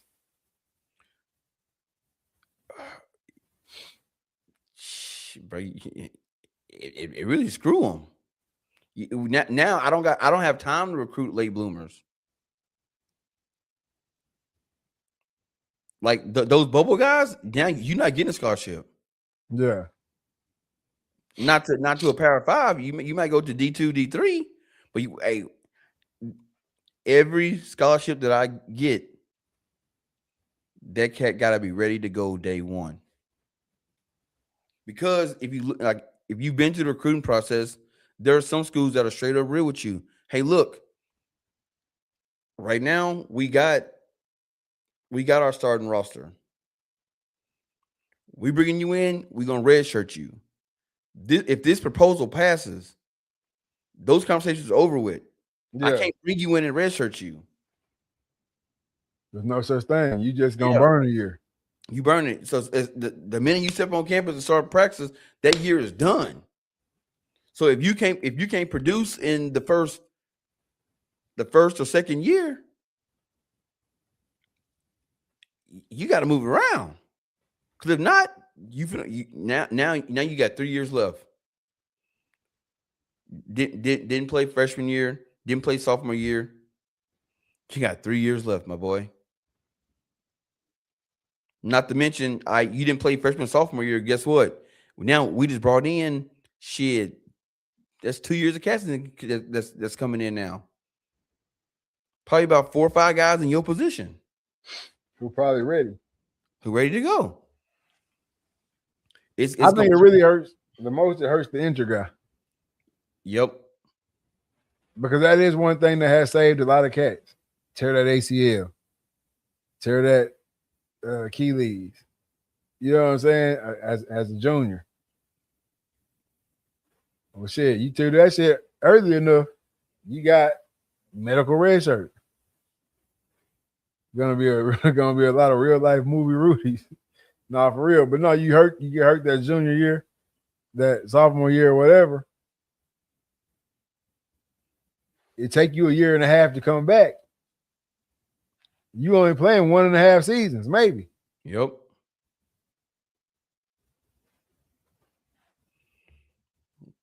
So that's what I think it hurts the most, is the injured guy. Yeah, it says the proposal rule change will be reviewed by members of the NCAA Division I cabinet during a meeting next week. Dillinger reported that the proposal is considered an urgent matter with potential for implementation as soon as this upcoming academic year. However, the timeline for approval is not yet clear. Under the new current rules, student athletes are permitted 4 playing seasons over a 5-year span, with the option to earn an additional season for eligibility through a red shirt or a waiver request. The proposal rule would create a definitive starting date for the 5-year clock. So they've already marked it urgent. So if they marked it urgent, that means it's coming from somebody. Whoever proposed it, what they want to answer now. It ain't nothing we want to wait on. We want that shit. We need to know now. We ain't tabling this shit. All right, Brett, man. Good night, bro. I'll be down in Stuttgart here pretty soon. I got a package coming in the mail Saturday. You know what it is. Already. Shout out to my guy Brett, man. But yeah. They're making it an urgent matter. They want this shit implemented now. I think a lot of it has to do with the Indiana shit last year. And I also think a lot of it has to do with the NFL. We're getting closer to draft time, and they looking at the draft board, and they like, man, shit. It would be nice if this guy was coming out this year. It would be nice if this guy was coming out this year. It would be nice. It would be nice. It would be nice. Man, you know what? Fuck this. Make that call. See what we can get done. I'm telling you. Then on top of that, some of the guys that are even good enough to be NFL talent and they staying in. You stay in so long now, I can't even use you. Yep. You should have came out 3 years ago. You still playing college ball. And I get it, the money good. But hey, unless you budget in that shit right, and you plan on and you got a degree worth of damn, I get it. But if you a general studies guy, you like to spend money, you mean to take your ass to the NFL. Come on, man. Come on, man. Will this rule make college football better or worse? Ooh. In the beginning, it's gonna make it worse. Because I think you're gonna have a lot of schools that they're gonna throw cats out there that's just not ready for the sake of I have to do it. I honestly don't think it's gonna make it worse. I honestly don't think it's gonna make it worse. Because think about it, it's really just gonna take it back. If you really break it down, besides the injury guys, it's really just gonna take it back to what it's always been. You got 5 years to play for. The OG rule. You got 5 years to play for. However, you got to get it done. Because they're not saying we're starting your 4-year clock. They're not telling you that. When you graduate high school or when you turn 19, we starting a 4-year clock. After them 4 years, you're gone. They're still giving you 5. So technically, you could. It's a red shirt year where you're not playing, you're not suiting up, but this is your season to get your weight up, learn playbook, XYZ. So you got 5 to play for. So you're right. So I don't think it's really gonna make it worse. I don't think they're gonna start throwing guys out there who not ready. You just in your mind just know you ain't getting that year back. Yep. Regardless of the situation, you're not getting that year back. It's spent. And I think in order for you to get that year back, you're gonna have to have a DeMar Hamlin situation. Yeah, no bullshit. And I don't wish that on nobody. No bullshit. It's gonna have to be some serious shit. Where they look bad, they don't give you that year back. And I still don't think they're gonna give it back. Hell, I wouldn't. It's cost of doing business, player. You got 5 to play for. That's one of your 5. You know what I'm saying? I'm not mad at it still. I'm just not. I'll keep sitting here trying to think about it so I can play devil's advocate. But the only person I really care about is that injury shit. Yep. Now, if they do that and then they lock down some crazy portal shit, like you can only hop in the portal once every 2 years. Well, shit. Now, hey, when you do decide to hop in that portal, you better make sure that's the right spot. Yeah. No, I don't even think they need to mess with the portal no more, man. That portal gonna be hot as fish grease. Boy. And I'm all for it. Shit, you said you was gonna play me. You done burnt one of my years. Yeah, I'm gone. Yep, I'm gone. I ain't mad at it. But shit, man, we gotta get to my favorite part of the show, man. We gotta get to these mental health checks. I gotta know how you doing, man. 1 through 10. Personally, what's going on with you? Physically, you taking care of yourself, and business-wise, what you got coming up next? Man, personally, man, everything is everything, man. Just me kicking it with the family, man. Shit, got the pool looking nice and pristine, got the area all cleaned up. I mean, everything's just great, man. Just been here, just chilling, kicking it with the baby. So personally, man, I say sitting about a 9. Physically, man, feel good. Hit the gym yesterday morning, and bro, just like wore myself out, man. Like I didn't even go this morning. I just got up, got in the sauna, hit a few laps in the pool, and that was about it. And so physically, I'm probably feeling about an 8 right now. Feel good. And then business wise, man, bro, it's been nuts, bro. I think I've been a guest on at least 6 shows in the last, since the last time we talked. So he's been a guest on podcasts, man. Late nights working on bow draft stuff. Finally got everything done this afternoon. Get everything over to Rick, and he'll send out some emails to all the participants. But the bow draft is gonna be this weekend. It's underway. On top of that, man, I guess I'm go ahead and announce it today. But y'all see, new hat, what I'm saying, new hats, new gear on the way. I am now on hunt staff with Elite Archery, or the outdoor group. So I'll be shooting elite bows, running CBE sights, shooting ultra arrows, like anything that they make. I'm at Slick Trick broadheads. That's what Team Dreaded Archer owns. So you start seeing Team Dreaded Archer walk around with some new shit. That's what we own. Hell yeah, man. Hey, can't beat that with a stick, as they say. That's it. Can't beat that shit with a stick. But now for myself, man, personally, man, can't complain at all. Just grinding, making our way through this thing, man. Doing our thing. Everybody happy, everybody healthy. So ain't no complaining there. So I gotta give myself personally, man. I gotta give myself about a 7 or 8 on the personal scale, man. Physically, been on this diet, low cholesterol, low sodium diet, man. Just trying to keep it together. A whole lot of salad, a whole lot of oatmeal in the morning and shit like that. But we making it. We making it, man. So I'm feeling good, man. No episodes and no shit like that. But feeling good, can't complain, man. So I gotta say about an 8 on the physical scale, man, and then business wise, definitely can't complain at all, man. Staying booked up.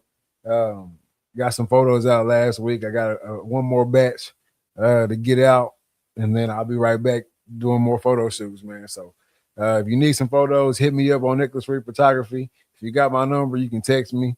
If not, just hit me in the DMs. Let me know what you need. We can get something worked out. Got some more prom photos coming up here soon. So we just getting it in, man. Obviously, work is work. Doing our thing. Read, talk, and listen. We still rocking, man. We rocking with y'all. Y'all rocking with us. So that's always a great thing. Y'all keep running over there. Y'all keep running over there to the TikTok, man, and give us those follows. We on the road to 1,000, man. So get over there to the TikTok. Follow. Hop in the comment section, like I said earlier. Talk to us, and I promise you, we're gonna talk back, man. And remember, it's all lighthearted, man. It's all fun and games, bro. This is not our day job. So don't think you're really moving the needle with that with any bashing you're trying to do. We actually welcome the bashing. So come on. Come on with it, man. But no, everything is good on that, man. Business wise, like I say, 8 or 9 on the business scale, man. Straight up. You got any last words for the people before we get out of here?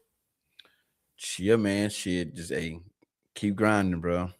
Keep grinding, bro. Like I say it all the time. If there's something you want to do it. Don't wait on it, man. I got one of my classmates from high school.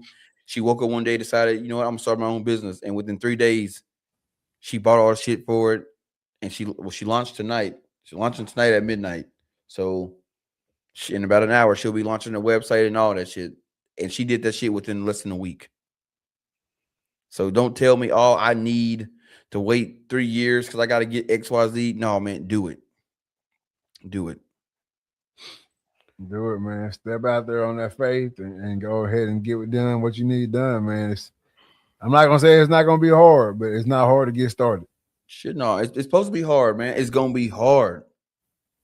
If it was easy, everybody would do that shit. I know that shit sounds so cliche, but that shit true. If it was easy, everybody would do it, man. I've seen a lot of cats come in this podcast game shit. They think it's easy as, oh, I got a mic, I got a soundboard, I got a camera, I got internet. Oh, I'm gonna do a podcast, and they get to doing that shit, and they think, oh, you know, that first episode you're gonna look up and it's gonna be thousands of views, and hell no, you look up it's be 2. Mm-hmm. But you got to rock with them 2, and then you get them 2 in, then them 2 turn into 6, 10, 15, 20. 30, 40. You got to keep going. You got to. Hey, run your same show if it's 2 or 2,000 in the chat. It don't matter, man. Just keep grinding. A lot of cats think they want that. Oh, the first one I post episode, man, I got 200,000 views. You don't want that shit because now it don't allow you to grow because now you said, well, this is what my first episode, this is what I did, and I got 200,000 views. So you're gonna keep doing that exact same thing, and you're gonna watch the viewers drop. Like, damn, ain't shit changed. No doubt, man. You gotta keep grinding, man. You gotta stay on top of that shit, man. Hey, like I've been saying this whole time, man, just treat people better than you did in 2025.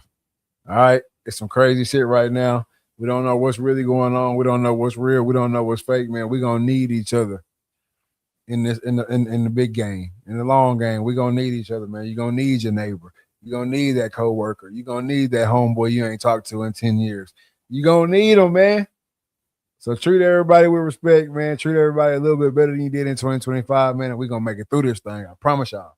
Oh, hell yeah, bro. I was saying today, it's like we need a national blackout week where it's like just get off social media for a week, everybody. I know it's gonna be hard, but right now we don't know what's real. We don't know what's fake. Shit just crazy out there. So we need a week to just like unplug. Kind of like back in the day when Nickelodeon did the national day of play, and you think you're gonna go and watch Nickelodeon and have go to channel 42, and then what it tell you? Take your ass outside and play. We'll be back tomorrow. We need that shit back, man. We need you go get on Facebook and tell you, man, take your ass outside. Go touch some grass. No, for real, man. And just to piggyback off that with another thing before we get out of here, man, start living life, man. You was not put on this earth to, which ain't nothing wrong with clocking in and out. But you were not put on this earth to clock in, clock out, and nothing. Clock in, clock out and nothing, man. Start living life. I don't care if it's just going out there and walking and just seeing what's around you every day. I don't care if it's starting a new hobby. I don't care if it's picking up a sport, picking up an activity after work or whatever it is, man. Just start living life, man. If it's traveling for you, then travel. If it's athletics for you, man, find you a league and get in it. If it's whatever it is, man, just start living life. All right. We got to get back to that, man. We got to get back to living. We turning into robots out here. We got everybody sensitive. Everybody just waiting on the next offensive thing. Everybody just we just stuck in this little mode right now. We stuck in this wheel and we just turning it and turning it and turning it and turning it and turning it, man. Like I've never seen so many advertisements for burnout. And how do you know when you burnt out, or how do you fix burnout? I've never seen that much shit in my life. So let's get back to living, man. That's the problem. Ain't nobody having fun no more, man. Ain't nobody playing pickup basketball. Ain't nobody doing none of that shit no more. Get back to living life, man. I promise y'all we're gonna be all right. Yeah, whole lot better, man. Whole lot better.